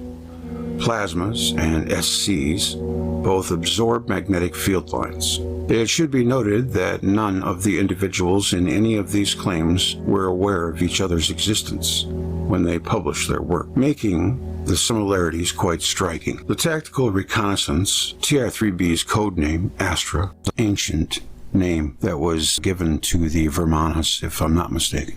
First operational flight was in the early 90s. The triangular-shaped nuclear-powered aerospace platform was developed under the top-secret Aurora program with SDI and black budget monies. At least 3 of the billion-dollar-plus TR-3Bs were flying by 1994. The Aurora is the most classified aerospace development program in existence. The TR-3B is the most exotic vehicle created by the Aurora program. It is funded and operationally tasked by the National Reconnaissance Office, the NSA, and the CIA. The TR-3B Flying Triangle is not fiction, with technology available in the mid-80s. Not every UFO spotted is one of theirs. The TR-3B vehicle's outer coating is reactive to electrical radar stimulation and can change reflectiveness, radar absorptiveness, and color. This polymer skin, when used in conjunction with the TR-3B's electric countermeasures and ECCM, can make the vehicle look like a small aircraft or a flying cylinder, or even trick radar receivers into falsely detecting a variety of aircraft, no aircraft, or several aircraft at various locations.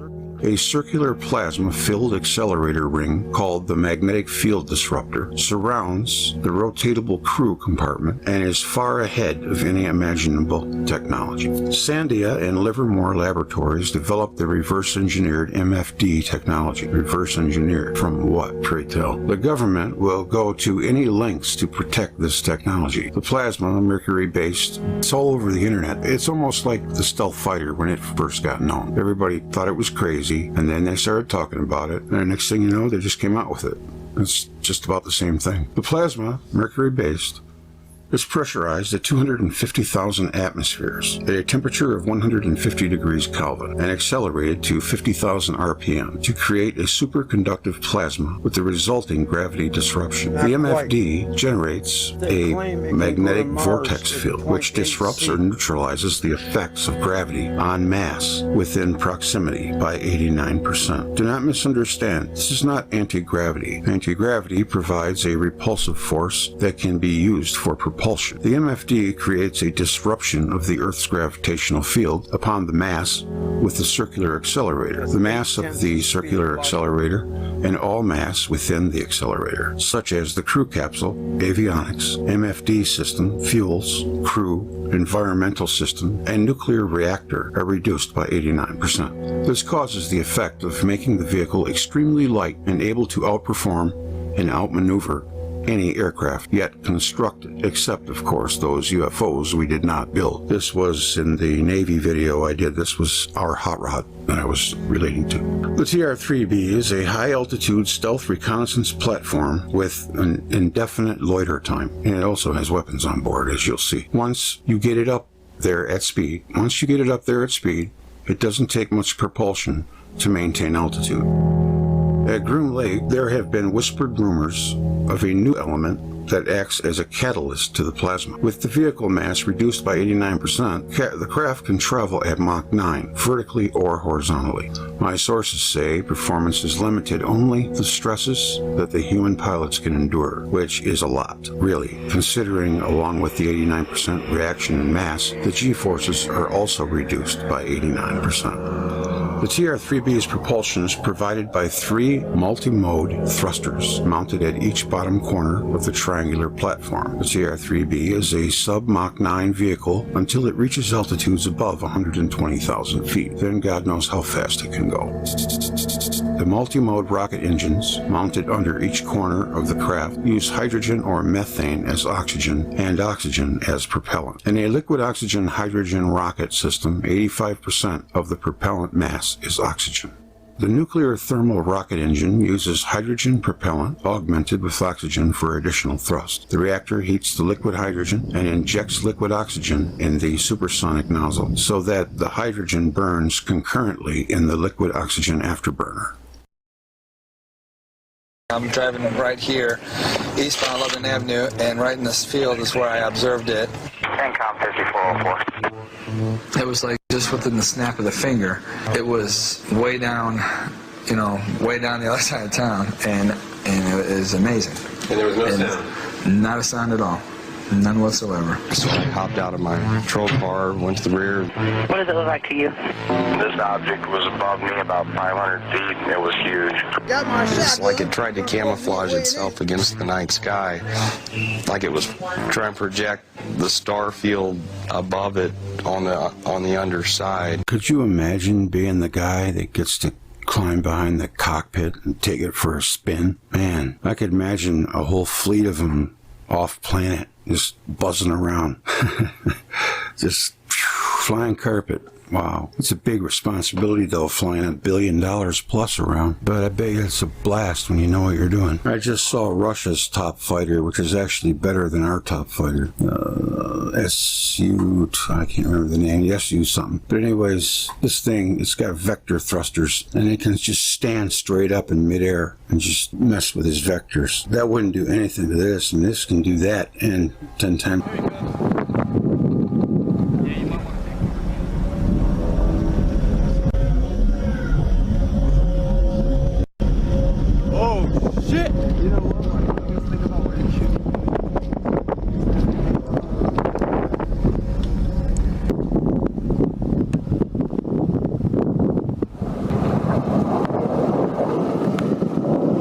Well, Neil, what do you think, buddy? That's it. That's the end of it. See it? Oh! Shit! I'm done now. It's over. Are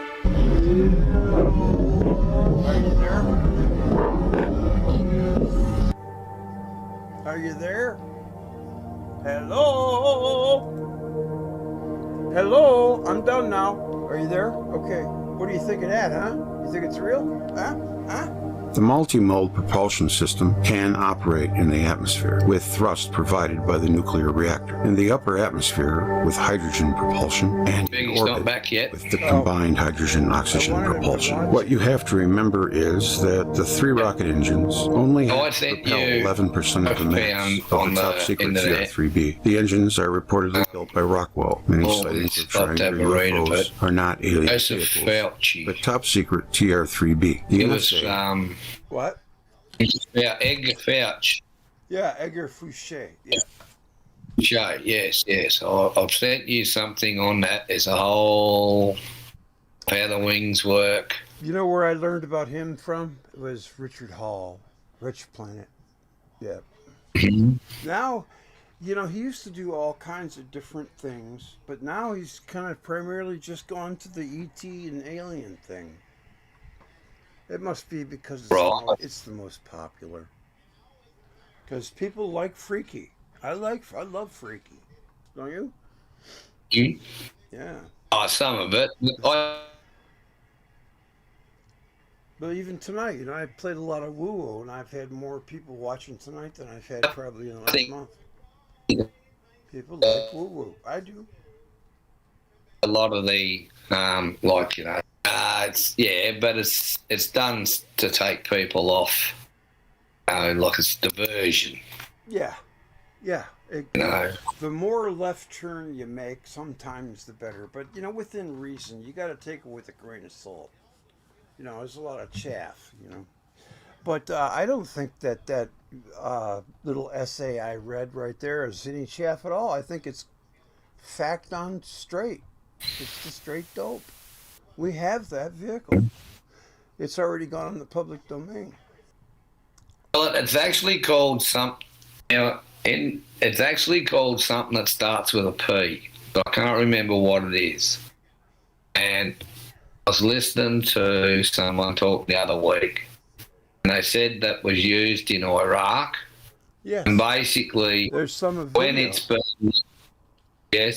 being, if it's being used, you can have other jets, and they can't be seen with radar and stuff. It distorts everything. It can make you think there's creating the TR3B modified to the TR3A, the TR3B, and their tier 2, 3, and 4 suffixes like plus or minus added on to confuse further the fact that each of these designators is a different aircraft and not the same aerospace vehicle. A TR3B is as different wonder what it would cost as a banana is from a grape. Some how much vehicles are manned. Fuel it would use to get it to its propulsion. All right, they say it's got nuclear. It's self-perpetuating. It doesn't need fuel. And if you think about it, that's what you need. And if you have fuel, you'll run out. Correct. If it's and you've always got to refuel. You never have to worry about running out of fuel. Well, you don't have to worry about refueling. Right. It gives you a lot more time in the air. Richard Hall explains it perfectly, and he gives a presentation. I'll put it in the description of this video, and it's just dead solid perfect, man. Yeah, he even does the math, because he can do that math shit. You know, he breaks it down. Tell us about this show you've been invited on next week, Greg. Oh, well, no, Ramon, he texted me and said, would you like to do a show the second week in January? I said, yeah, sure, why not? That sounds cool. Then he'll probably do mine too, you know. Yeah. That was all That's I know, good. You know, so I don't want to forget, you know, like I did last time. So I'm just not. Be Wednesday, wouldn't it? Is it be Wednesday? Next Wednesday. Wednesday, does it? Oh, yeah, that sounds right. Yeah. I'm waiting for Monday patiently. Yes. Yeah. Either the axe is going to fall or it's going to be no big deal. You need to stop thinking like that, Greg. Well, I think you'll be right. I know it's easier said than done. Giving me strength. But thinking like that. Giving me strength. I can take it. I still think you're going to be fine. I'm dying, ain't I, Doc? Give it me straight. And thoughts like that only keep you prisoner to more thoughts like that. No, man, I'm not even gonna think like that. I was just being funny. I was trying to be funny.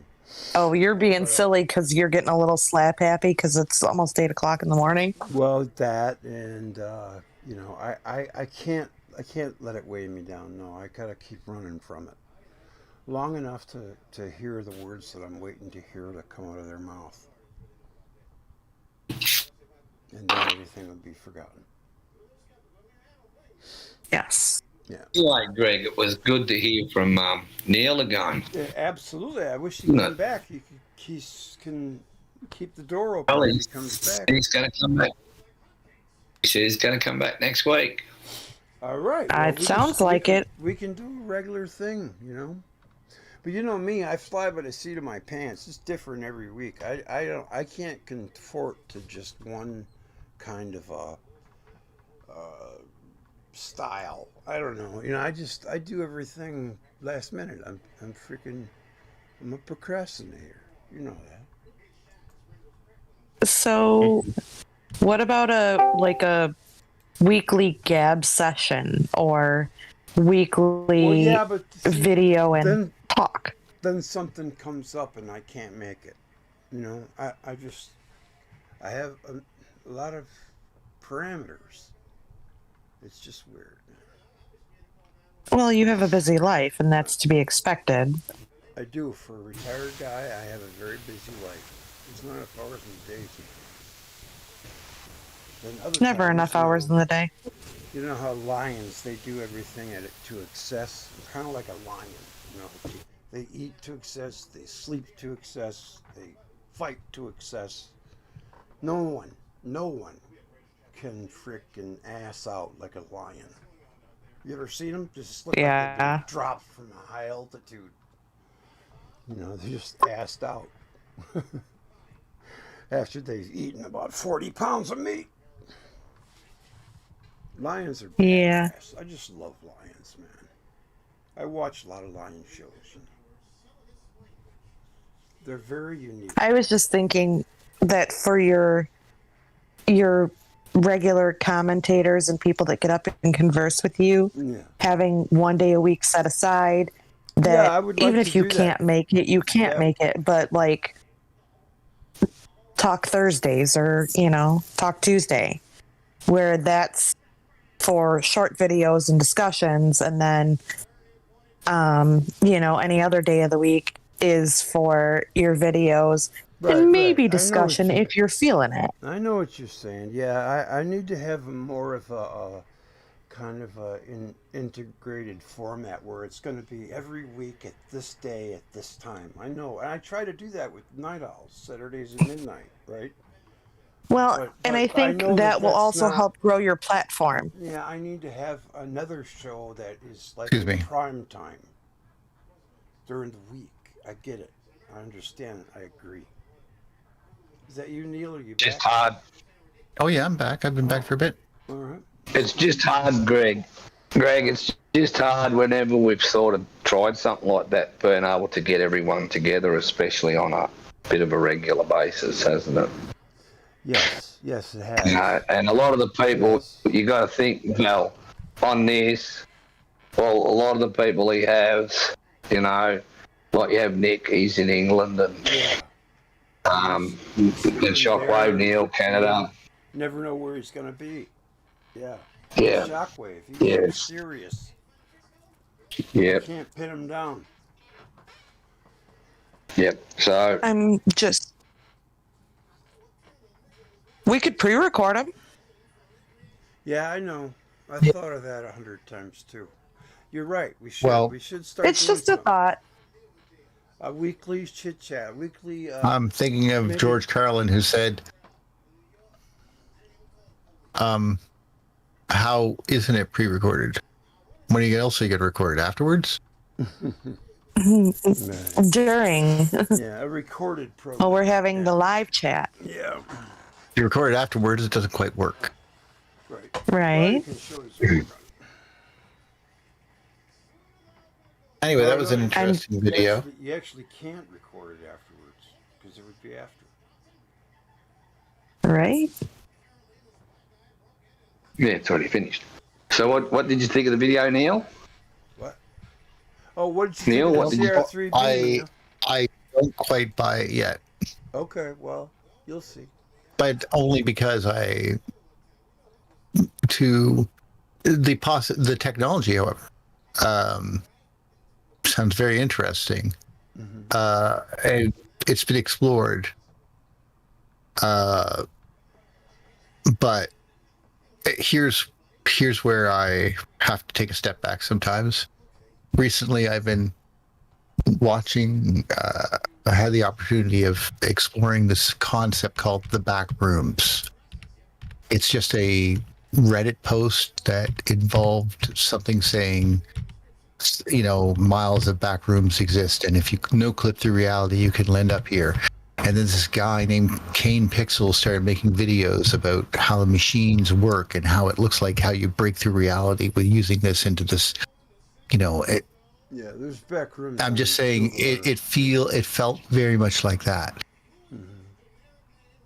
In the sense of some of the images and mock-ups. I was thinking back to it and going, like, is this I'm not saying it's not, it could be actually real things, but what I meant is that it sort of has a something that somebody clever could put together. I mean, obviously their theory on how it works is bullshit. If you ascribe to the electric universe, because, this is not obviously what it does.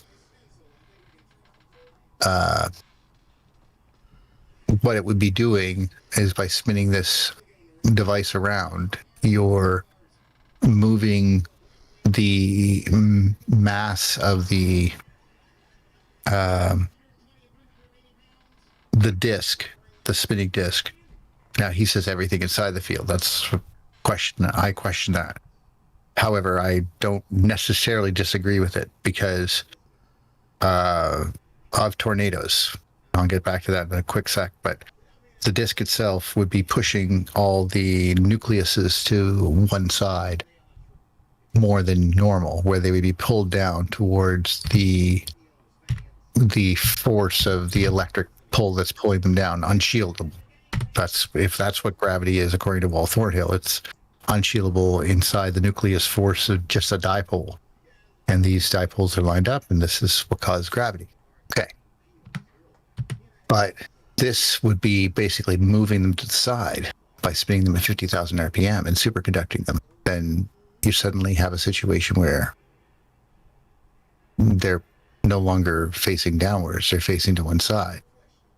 So does that create a field or doesn't it? Does that do what they say it would do? Using an obscure material would make me think that they're full of shit, because you can't really build that. It's hard, but you would need to encase it into something and superconduct it and keep it together and then make it. As an engineer, I'm telling you right now, that would be a project and a half to keep that much liquid mercury spinning and have it not disbalance itself.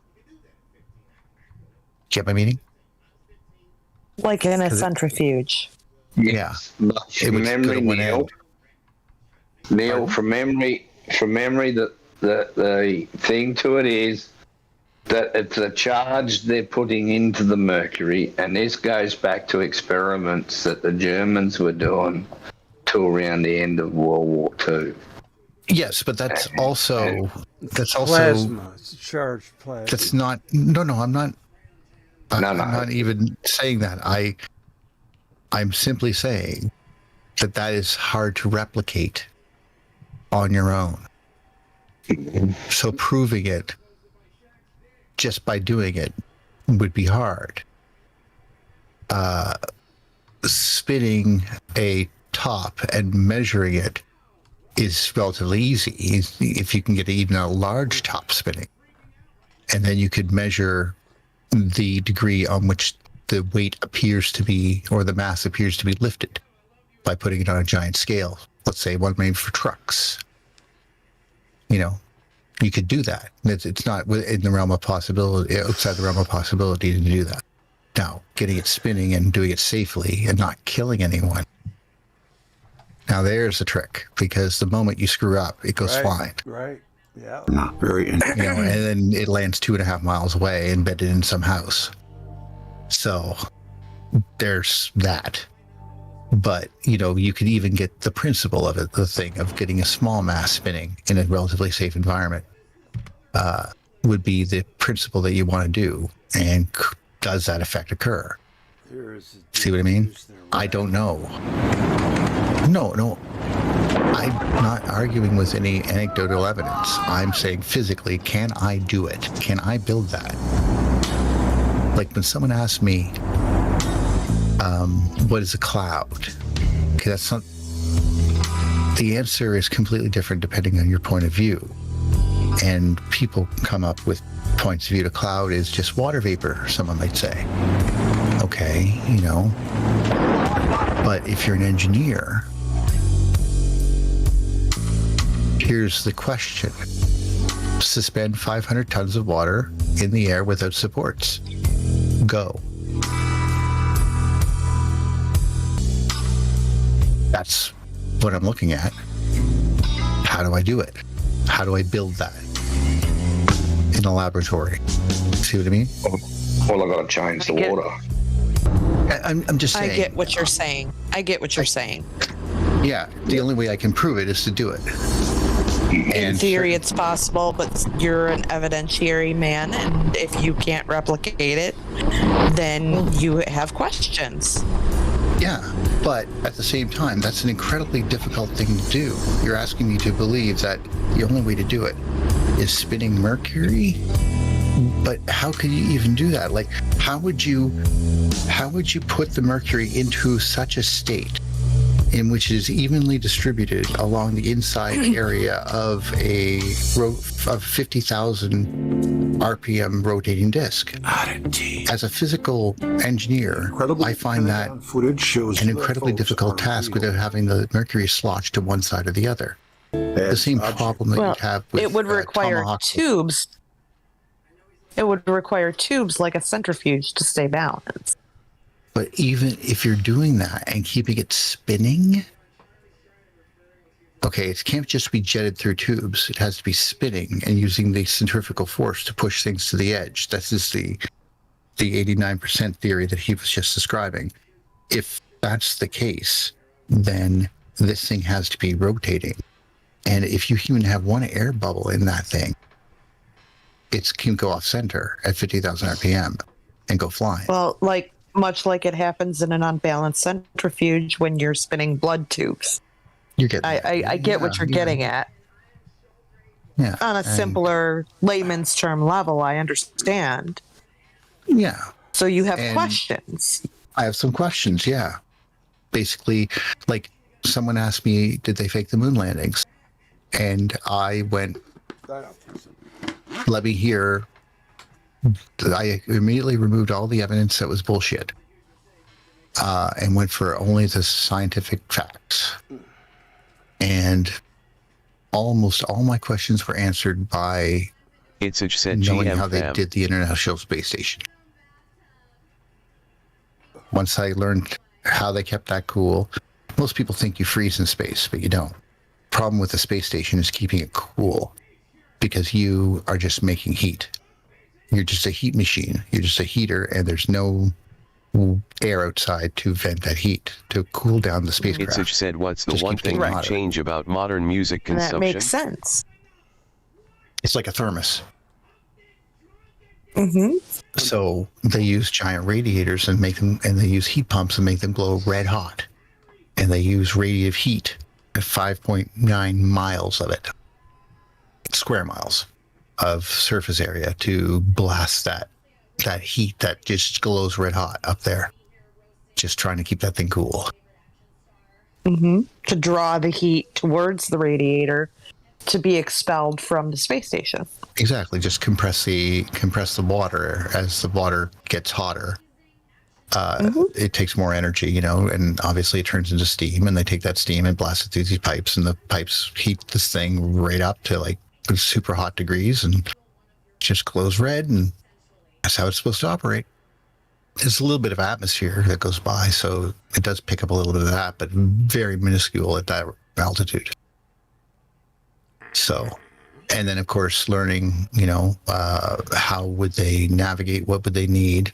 Did they leave at the right time? What were their courses? I studied it all. And at the end of the day, I have no doubt that there were people on the radio, other than the voices we heard, that were talking to them. I also think that they were prepared in case they failed. These are two things I can think about that would describe everything that happened.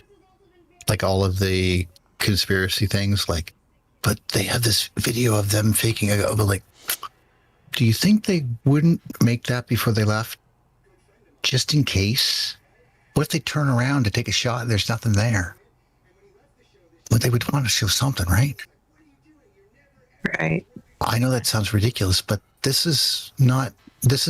were trying to win the Cold fucking War. This was not above the Pentagon was certainly involved in this for obvious reasons. I mean, this is how they were going to build ICBMs and all this other shit, you know, like. So, do I think that they went there? Yeah, of course. Do I think that we had, like, everything that they did was done on purpose? Even the strange things. Like, you can have there's a story about almost every incident that occurred on every piece of footage. Like, you can hear it. Like, and they don't seem to be faking it when they tell these stories. You know, they're not like, you know, furrowed brow and worried and looking to the left and the right and all concerned. No, they just tell factually this guy was a fucking moron. Should have done that. He tried to jump up as high as he could. He should not have done that. And he said that was pretty stupid of me just after he landed. You know, like, so, and looking at studying the sky. U.S. Navy announced the way that the moon rover drove around. There was no wind. The only thing that moved was they made perfect arcs. The dirt coming from behind the tires made perfect arcs. That's why it looks so weird. Can't figure out what it is, but that's what it is. Every single thing, because the tire was spinning at a constant rotation, and every single piece of material it touched was flung at the exact same speed, without touching any piece of air. And it made a perfect parabolic arc and landed at exactly the same location, and just as the other pieces behind it were, making perfect landings. That is the only way that could ever be done. I'm sorry, Greg. See what happened when you had me going? Infrared cockpit cameras track fast flying objects, doing things no human aircraft. I never breathe. It's a trick I learned from like somebody saw or something. For a breath break to break in. And is it overrated? Breathing's overrated, right? You're like, ah. No. Anyway, I just wanted to say at the end of the day, it's clear that if you study it, they were in a giant vacuum chamber. So that type of stuff, like you have to look at the facts and not be, that type of thing. All right. I'm going to anyway, you go to sleep. I have to go now. All right. Yeah, absolutely. Go to sleep, Greg. The comment section. The comment section's looking a little slap happy too. So. All right. Good night.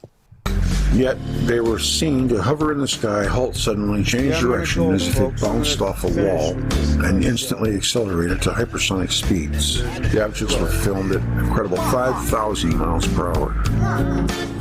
It's got the picture there, and of course the video that everybody in the world has probably seen. Apparently there was a whole fleet of them. And here's what's good. The amazing images were revealing the Pentagon declassified the sightings of U.S. Navy pilots. Now there's got to be a reason. The military never does anything without a reason. There's got to be a reason why they're coming out with this, and it's legitimate. During that time, the highly experienced crews who were flying from American aircraft carriers spotted UFOs almost every day in the skies over the U.S. East Coast. Radar shows the crafts are as high as 80,000 feet, directions so quickly. One pilot compared it to a ping pong ball bouncing off a wall. The resulting G-force would kill him with such a maneuver. Lieutenant Ryan Graves said he saw strange objects with no visible engine or exhaust plumes flying at 30,000 feet while on a training mission. Graves is a 10-year Super Hornet pilot. Said these things would be out there all day. With speeds we observe, 12 hours in the air is 11 hours longer than we'd expect. Another pilot, Danny Acoin, said he encountered the objects twice. First time, he picked one up on his radar. He set his plane to head toward it while flying 1,000 feet below. It was clearly visible on his radar, missile system, and infrared camera. He claimed he couldn't see it through his helmet camera, leading to suggestions the UFOs have developed invisibility cloaking. I've heard this for some time. 10 years before the 2014 sightings, another Navy pilot described an almost identical craft during a training mission. Commander David Fravor described how he and his colleagues saw a large object just below the surface of the water. Now get this, another 50 feet above, hovering erratically. They described it as 40 feet long, white, wingless, and shaped like an oblong pill. As Commander Fravor flew towards it, the second object rose to meet him at a fast speed and acceleration. He said the hair in the back of my neck was standing up. I was thinking, I'm going to be watching a disaster here. You're wondering, how can I possibly fight this? Military insiders say it is an open secret that UFOs exist. Instead, the object suddenly peeled away at a speed that Commander Fravor admits left him feeling pretty weirded out, and his radar showed the object had appeared under a minute later, 60 miles away. That's a mile a minute. Oh, that's not so big, though. That in a car. A mile a second, maybe. That was probably what it is. Yeah. No, this is a minute. Under a minute later. And meanwhile, Kevin Day, senior radar operator on the USS Princeton at the time, says his screen showed well over 100 UFOs over the course of that week. Man, I mean, Earth must be a magnet. He said watching them on the display was like watching snow fall from the sky.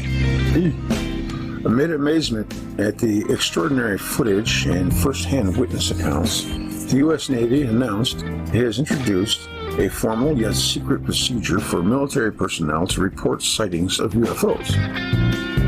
Until now, crews had been told to ignore unexplained sightings in the air rather than report them. They probably want to send one of our little hot rods after them because they want to get their hands on that saucer. For that reason, the Navy is updating and formalizing the process by which reports of any such suspected incursions can be made to the cognizant authorities.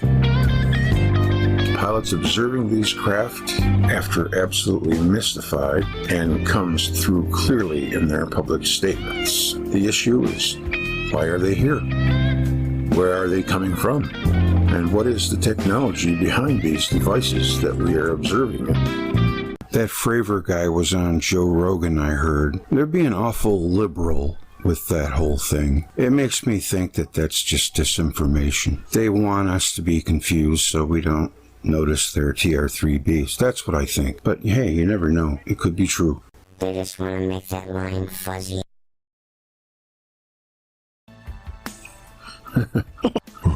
So, I don't know, you could take it with a grain of salt, I suppose. I do, but I wouldn't be surprised. I mean, all of a sudden, it's not crazy anymore to talk about UFOs. Did you notice that?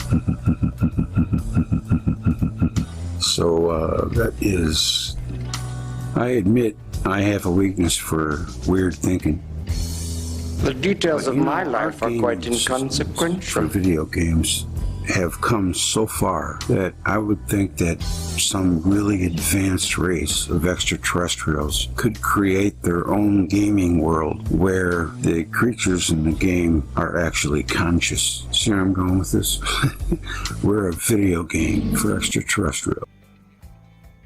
You know how our video games are getting better and better? I have mused a few times about it. So good that it will be a somewhat real experience, like an escape. It could even lead to having characters that are conscious. Let's forget the morality issue, but say we could. They would to themselves know they exist, but not quite know where they came from, as we created them within the game. And if they had free will to an extent, they may even hypothesize about it. In essence, they would be just like us.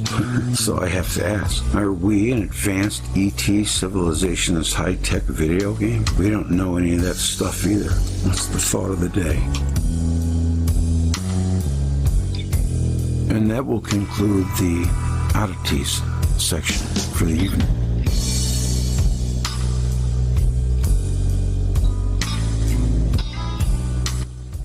The sort of general malaise that only the genius possess and the insane lament.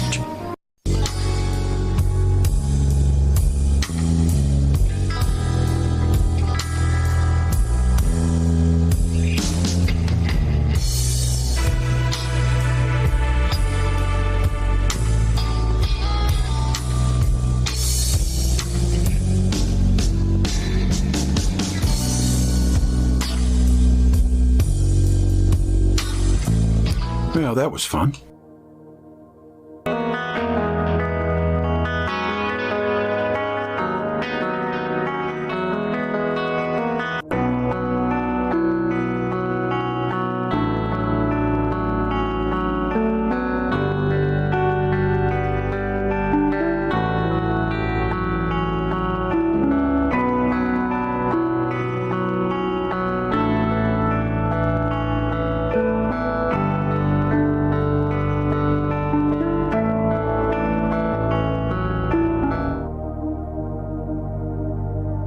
Alright, ladies and gentlemen, it is time to play Standard Model versus Electric Universe.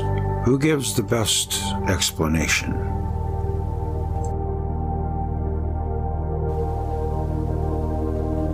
Now, this may not be new to some of you, but it is to me. Astronomers spot a new type of storm on Saturn.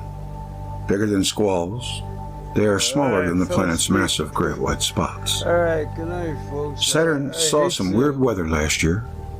Telescope images revealed a newfound type of storm.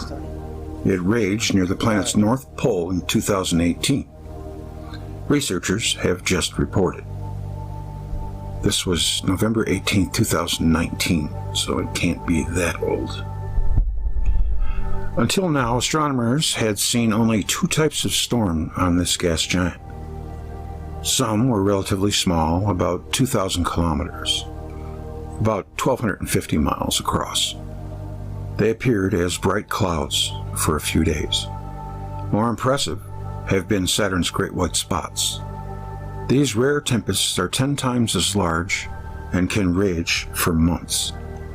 The newest phenomena are a series of 4 mid-sized storms. Each was somewhat bigger than the days-long storms, lasting about 1.5 weeks to 7 months. Whoa, there's a storm. Saturn storms are thought to originate in water clouds hundreds of kilometers below the planet's upper cloud layer. Studying these events can offer a window into deep atmospheric goings-on, ones that aren't directly observable, says Agustin Sanchez La Vega. He studies planetary atmospheres at the University of Basque Country in Bilbao, Spain. Sanchez La Vega was part of a team that analyzed hundreds of telescope images. Some were taken by amateur astronomers, others came from the Calar Alto Observatory in Spain and NASA's Hubble telescope. From late March to late October of last year, 4 unusual bright spots appeared in the atmosphere near Saturn's North Pole. That was between the latitudes of 67 degrees north, 74 degrees north. triggering each mid-sized storm required about 10 times as much energy as would be needed to get a small storm going. Computer models showed, however, mid-sized storms took only about 1/100th the energy needed to brew up a great white spot. Sanchez La Vega and his group described the new storms online October 21st, Nature Astronomy. I'm kind of curious to hear what they think causes them, as I think I know. Still, largely a mystery. The storm outbreak almost leaves more questions than it can give answers, says George Fisher. He's a planetary scientist at the Space Research Institute of the Austrian Academy of Sciences in Graz. He was not involved in the new analysis.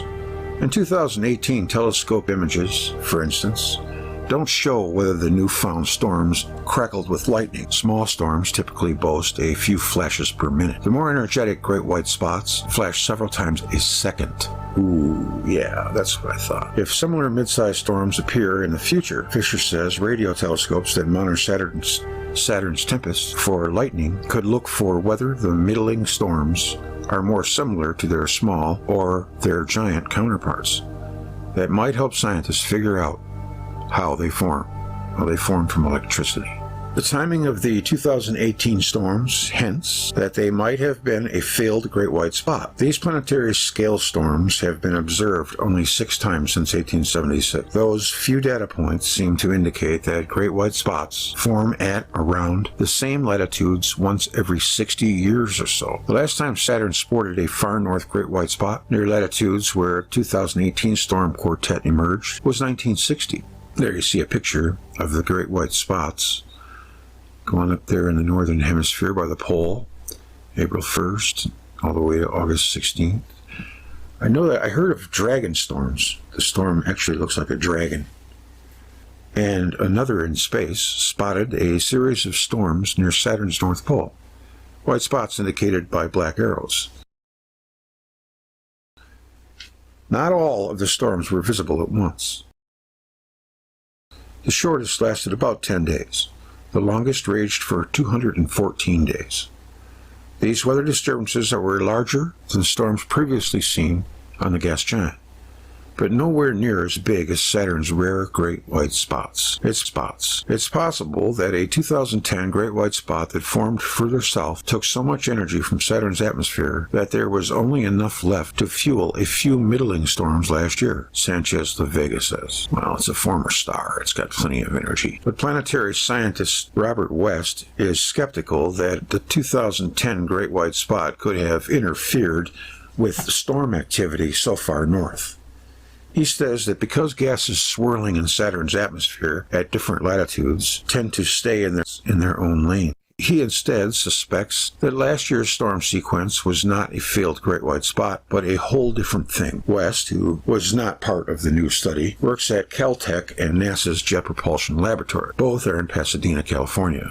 For now, he says the origins of those intermediate storms and how they relate to other weather phenomena on Saturn remain a mystery. So, like we usually do, let's head over to the thunderbolts.info website, and we're going to take a look and see what they have to say about it, if anything.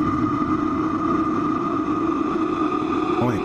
Didn't you know it? Saturn's reign, October 23rd, 2019. A great white spot storm that raged in 2010 and 11. It kind of looks like either a woman, like if you were to turn her 90 degrees, she'd be standing there with her arms sticking out like kind of skeleton looking. Could be a Grim Reaper.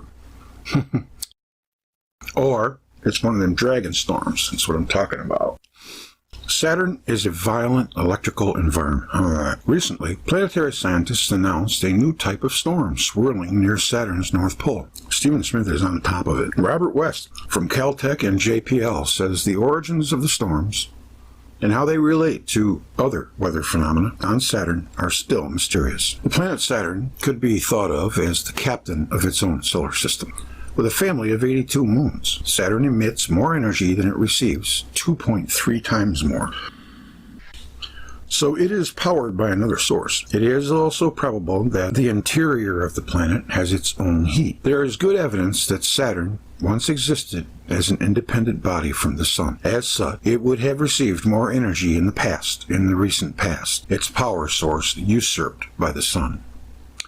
Saturn exhibited many changes over the almost 40 years since the Voyager spacecraft flew by the giant gas planet and several of its largest moons. Saturn's magnetosphere grew by more than 1 million kilometers, contracted, and then started expanding again. Saturn's B-ring spokes disappeared and then reappeared. The so-called dragon storm broke up, moved toward the poles, and then erupted again. Now, you don't hear them talk like, say this. Everything's a big enigma there. I mean, if they don't know what causes storms on Saturn, how would they know that there was a Big Bang? See, it's just so much more information. Every so often, Saturn breaks out with a great white spot, 3 times larger than Earth. Traditional models of Saturn cannot explain such a periodic outburst, but an intense lightning discharge deep in the atmosphere could cause vertical jets similar to the sprites in Earth's upper atmosphere. Its electrical connection to the solar system can explain the effects that Cassini discovered on and around Saturn. The most likely explanation for the storms on Saturn is that they are equivalent to sunspots. As the sun changes its behavior over the course of a 22-year cycle, the electrical output that connects it with its family of planets varies. If Saturn's great white spots, dragon storm, and ring spokes, are driven by the same galactic Birkeland currents that drive the sun, they should get stronger and closer to the equator as the sunspot cycle oscillates. It appears that is what happened over the past 3 decades. Evidence suggests that Saturn was once of greater stature, but was dethroned from its position of prominence in the sky. It was not the tiny pinprick of light that can be seen on dark nights. Rather, it was worshipped as the central luminary, the all-powerful sun. If that was the case, then its current position in the solar system is far removed from what it was. I remember Grazia saying that there was a tempest on its insides right now, and has been for a while, probably since it's been dethroned. Without going into details that are elaborated elsewhere, that disturbance and rearrangement of planets means that Saturn is the way it is not because of how it was conventionally formed, but because it is closer to being a star than it is to being a planet. Indeed, as our ancestors tell us, it was a star. Stephen Smith. Which one to you sounds the best? I haven't had mainstream win one yet, in my opinion. It's always an enigma and a head scratcher. Come here, you get the answer. That's what I like.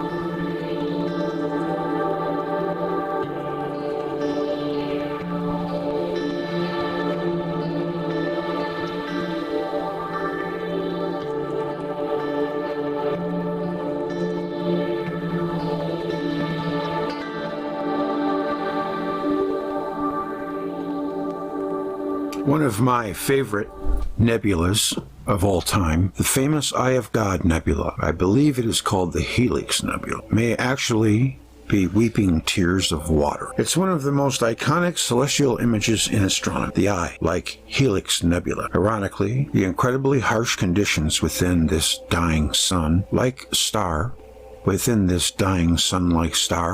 are producing a molecule integral for the formation of water, a process that could be repeated across the cosmos. Planetary nebulas consist of an expanding glowing shell of ionized gas ejecting from old red giant stars late in their lives. The core becomes a hot white dwarf, pouring out ultraviolet radiation into its surroundings.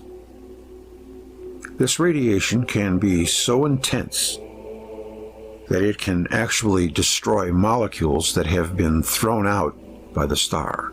Molecules bound up in the rings of material seen at the outer edge of planetary nebulas.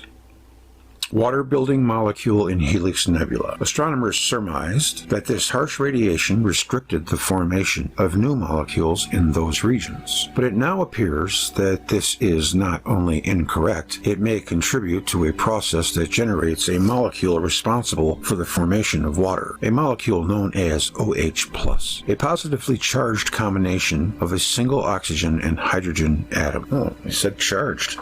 A new study by Isabel of the University of Leiden, the Netherlands, shows that planetary nebulas, when exceeding temperatures of 100,000 degrees Celsius, produce OH+. We think that a critical clue is in the presence of the dense clumps of gas and dust, which are illuminated by UV and X-ray radiation emitted by the hot central star.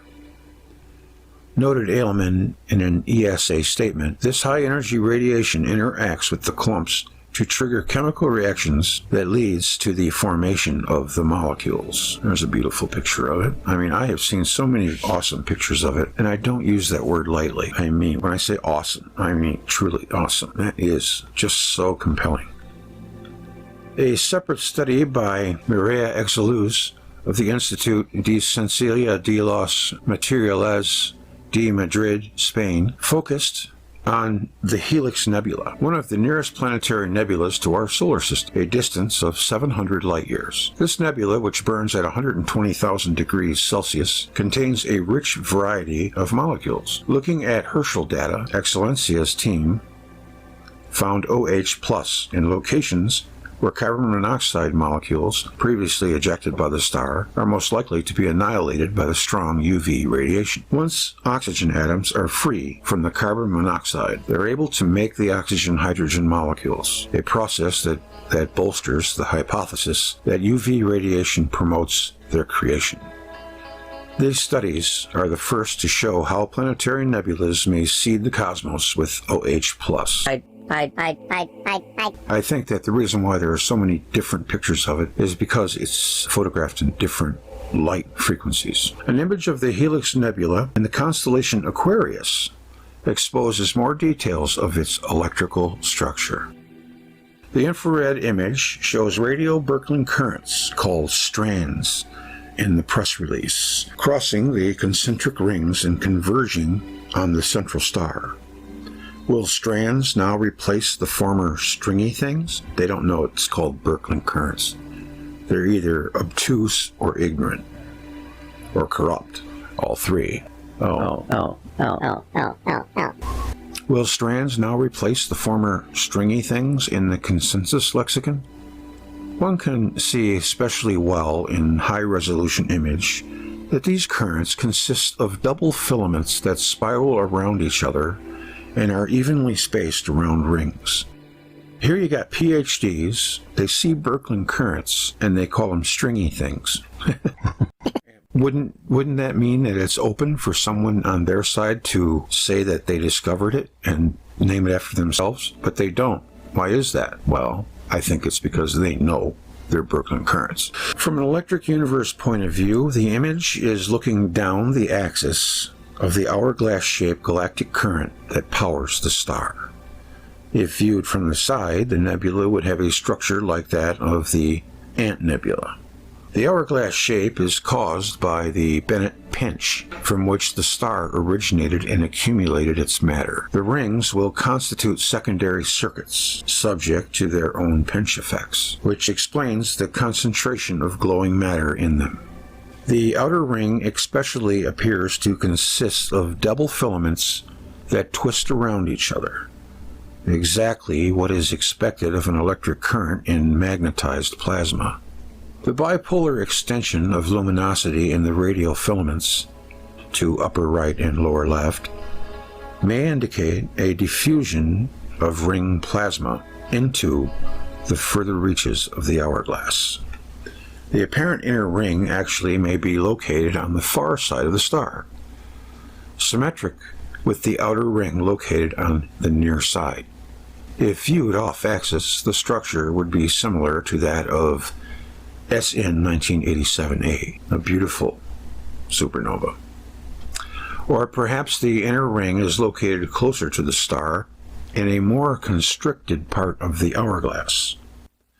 The main ring is estimated to be about 2 light-years in diameter, and the outer reaches of the nebula can be traced to about 4 light-years. It's quite a ways. Further than I thought. This provides an order of magnitude sense of the dimensions of the pinch in current powering the sun. Yeah, really. From which the recently discovered ring of energetic neutral atoms, ENAs, likely originates. The sun's plasma sheath, which the Voyager space probes are now entering, is located well inside the hourglass pinch. This sheath acts as the virtual cathode in the sun's discharge circuit and is coupled with the hourglass current in a manner yet to be determined. Torello-like experiments are needed to explore the mechanism and details of such plasma interactions. The concentrating and centralizing of funding and research since the establishment of NASA and its sister agencies have resulted in a flood of discoveries. However, it has also resulted in the establishment of a monopolistic consensus that has driven out research into alternative hypotheses. That is the sadness of it. The money talks. The poster boy for this disturbing consequence is Halton-Hart, who was denied telescope time in 1983 to pursue evidence of intrinsic redshift. And I did a spotlight on him in my last space show, so show 3, in case you're interested. It's very interesting, to say the least. I mean, they are engaging in religion. And to refine the concepts of alternative hypothesis are unlikely to be done as long as the would-be investigators are exiles. They dig for spare minutes between the cushions of earning a living from other pursuits, and the few temporal coins they find are spent on conceptual outlines. Nothing is left for desperately needed experiments. And this says it all. The once proud queen of the sciences now offers herself for sale to the highest bidder on her street corner. The field of astronomy is no longer a seminar of science, but a battlefield between mercenaries and exiles. Mel Atchison. That was a great article, Mel. I enjoyed that. I remember when that picture was awesome. Now there's a bunch more that make that one pale. Isn't it ironic that it's in the Aquarius constellation? You think that's a coincidence? And once again, I gotta give the better article to Thunderbolts, by far.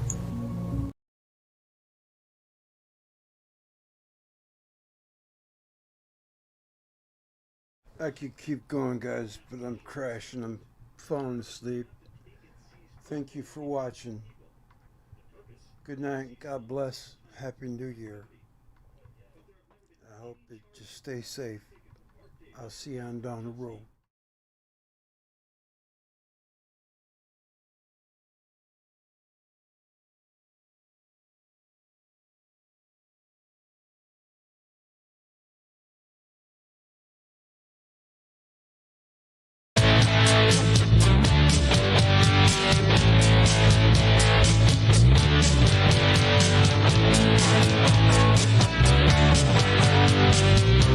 We'll be right back.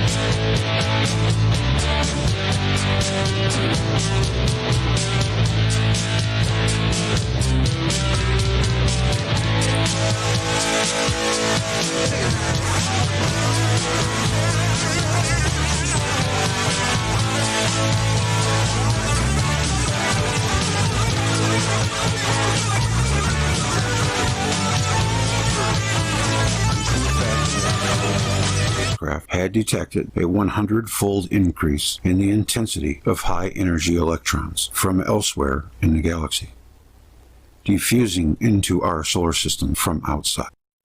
The other revealed that a new all-sky map showed the magnetic fields of the Milky Way with the highest precision, and proceeded to point out that the origin of galactic magnetic fields remains unknown despite intensive research, although it's seemingly assumed that they are constructed via dynamo processes, such as are said to occur in the interiors of the Earth and the Sun. Here it is pointed out that plasma cosmology, electric universe theory, can and does offer viable solutions to these and other supposed problems faced by orthodox cosmology. On December 5th, NASA announced that its Voyager 1 spacecraft had entered a new region between our solar system and interstellar space. All the details may be viewed at jpl.nasa.gov//news. I will put the link in the description. In this announcement, one of the more interesting comments is that Voyager has detected a 100-fold increase in the intensity of high-energy electrons from elsewhere in the galaxy, diffusing into our solar system from outside. This comment is of interest because apart from the word diffusing, it describes what the electrical model of our universe expects in the virtual cathode region of the solar discharge boundary. Also, on December 6th, it was revealed that the new all-sky map shows the magnetic fields of the Milky Way with the highest precision. It was claimed that the origin of galactic magnetic fields remains unknown despite intensive research. They're not going to get it until it swims up and bites them on the ass. Although it was seemingly assumed that they are constructed via oh, I already read that. Shit. Some years ago, in an entirely different context, Sir Winston Churchill advised people to learn from the lessons of history, and in the present context, it might seem appropriate to follow this advice in astrophysics. Hence, in this spirit, it might be noted that following the introduction of Newton's mechanical ideas, work still proceeded apace investigating electromagnetic phenomena, and this continued at least into the earlier years of the 20th century, as is evidenced by the contents of J.J. Thomson's book Electricity and Matter. However, this book provides but one example to illustrate the very real emphasis on work involving the effects of the electric and magnetic fields. Work which, incidentally, constantly sought an explanation for the concept of mass in terms of those forces. However, after those early years of the century, the emphasis seems to have shifted to explanations of phenomena purely in terms of gravitational effects, considering that it is accepted that much of the matter in the universe is in the form of plasma. This seems a retrograde step. One may only speculate as to why the emphasis of much scientific research changed in this way. However, thanks to people like Birkeland, Alfvén, more recently Peratt, work in the areas of electromagnetism and plasma physics has continued. The work on plasmas and other electromagnetic phenomena has inspired people to examine astronomical phenomena in these terms, and this has resulted in the so-called electric universe idea as expounded, for example, in the books The Electric Universe and The Electric Sky.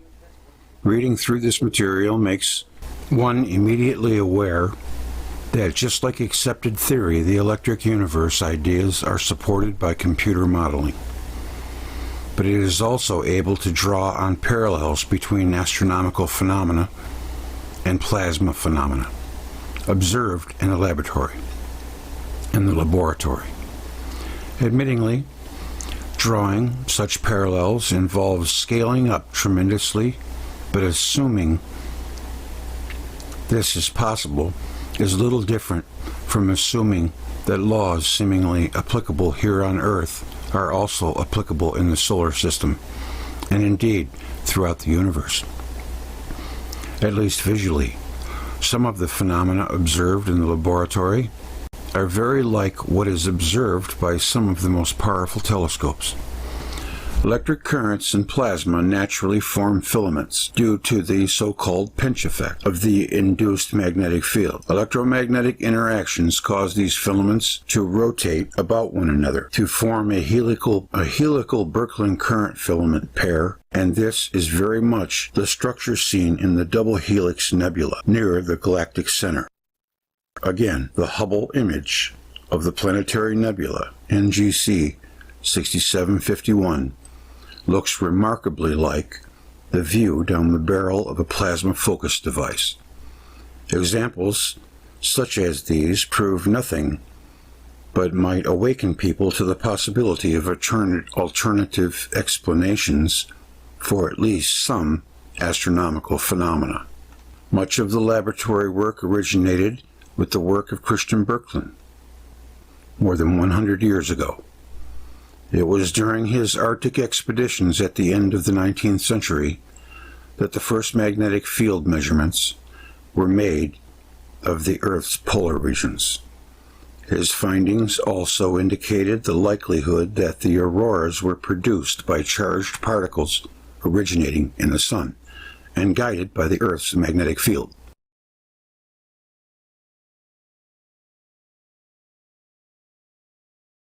Personally, I think that they're trying to figure out a way to back into it. Come up with something like the magnetohydrodynamics. That was a cute little amount of double talk to not have to say electromagnetic charge. I think that they're probably somewhere, there's a big think tank, and they're trying to figure out how they're going to do it. They've got to know. They can't be that damn.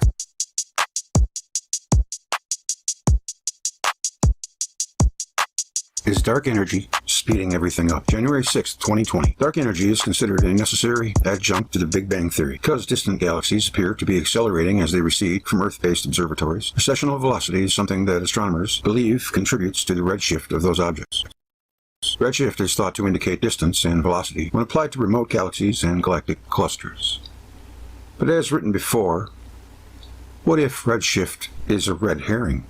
Many research groups claim to confirm dark energy, but those data can be interpreted in other ways. Expansion of so-called cosmic voids is proposed, so that Big Bang Theory can accommodate the anomalous observations. The universe is presumed to be filled with dark energy, which produces a repulsive force, or the current theory of gravity is incorrect. Modern astrophysics choose the former. I remember reading a comment, it was probably maybe a year ago, maybe two, but it always stuck in my head. It was just a few words. I don't even remember who the person was, but I thought it was quite prolific. Even it may be wrong, I don't know, it could be right. He said, dark energy is electricity and dark matter is magnetism. I thought that was pretty good, because if you think about it, they do work in similar ways. Because magnetism gravitates and electricity radiates. There are those who question the presumption, however. Recently, astrophysics from Yonsei University in South Korea announced that conjectures about type A supernovae are incorrect. Is this the spectra of those supernovae that contributed to dark energy theory?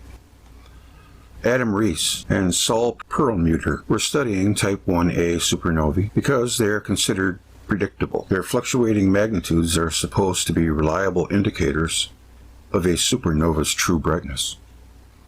By calculating redshift, they can find out how far away they are. Rees and Perlmutter were shocked to discover the most distant type 1a supernovae were accelerating. Not only that, the further away they were, the faster they were speeding up. The effect was called dark energy, because no apparent cosmic influence could be seen. As time went on, new observations by various groups resulted in the conclusion that dark energy makes up 75% of our universe, our dark universe. Electric universe advocates presume that plasma makes up 99.99% of the universe. It is a fascinating convergence. The volume of gravitational mass from dark matter and dark energy is the same as the mass of plasma that is overlooked. From the perspective of the electric universe theory, electric charges drive galaxies and their associated stars. Laboratory experiments confirm that Birkeland current filaments form structures that resemble spiral galaxies. Birkeland currents have a longer range attractive force than gravity by several orders of magnitude, diminishing with the reciprocal of the distance from the current axis, or the square, which could account for the anomalous movement of stars as they revolve around the galactic core, as well as the anomalous acceleration of galaxies in deep space. As physicist and electric universe advocate Walt Thornhill points out, all of the dark things in astronomy are artifacts of a crackpot cosmology. The dark energy model of the universe demands that eventually all of the stars will disappear and there will be eternal darkness. In the words of Brian Schmidt, the future for the universe appears very bleak. He confirms my portrayal of Big Bang cosmology as hopeless. Stephen Smith. I happen to agree. And personally, I think it's a no-brainer, really. I mean, their whole foundation is just completely flawed, but yet they subscribe to it like they think it's fact. It's almost kind of insane, really, when you think about it. It doesn't make any sense. Even though not one thing lines up on their side. Talk about living in Fantasyland. Fantasyland.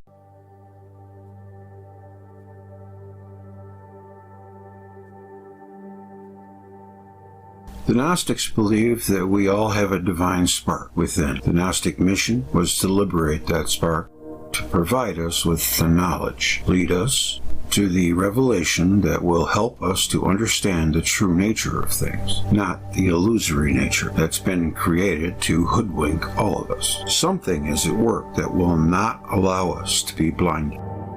We always celebrate and revere the intelligence in science, but the brain is not hooked up to the heart. We have a society that feeds our perception, that is completely without things like consciousness, compassion, imagination. I say those things are vitally needed in science.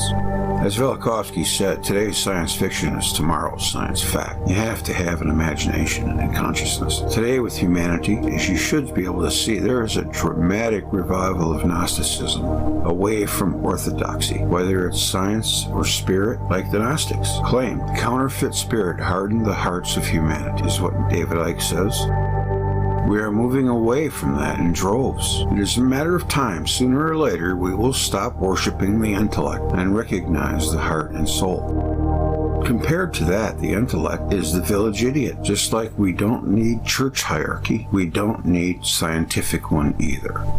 The more we reevaluate, the less it will impact us. Mainstream science thinks we live in a dark universe, and we are just a collection of biological contamination and movements. You know, our brains think, and we die, it's over. But we should all know that it's so far from the truth. Mainstream science thinks we have no control over our lives, and we have no spirit. I mean, what a bleak outlook. I say the electric universe is hooked into the real deal universe, and sooner or later, it has to fall for them. But as long as we allow them to entertain their delusions of grandeur, or I should say darkness, their delusions of darkness, it will continue the way it has. I have got into quite a few debates with mainstreamers who blindly just parrot what they're told by the hierarchy. They don't take the time to investigate for themselves, and that is where one gets short-circuited. You have to do your own investigation, because after just a little bit, you start to see just how ridiculous mainstream is. If they don't care what we think, why should we care what they think? We shouldn't. They don't personally subscribe to it. They just make us think they do.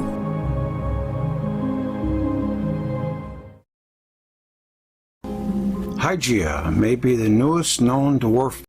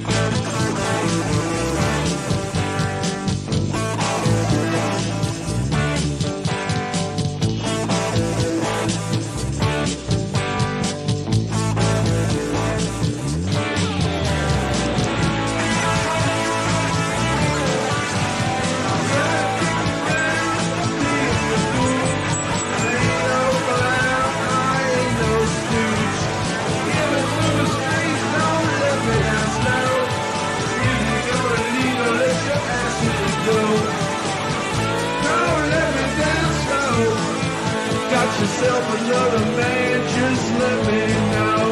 I got good loving to give, darling, let me know. Don't let me down slow. Don't let me down slow. Don't let me down slow. Don't let me down slow.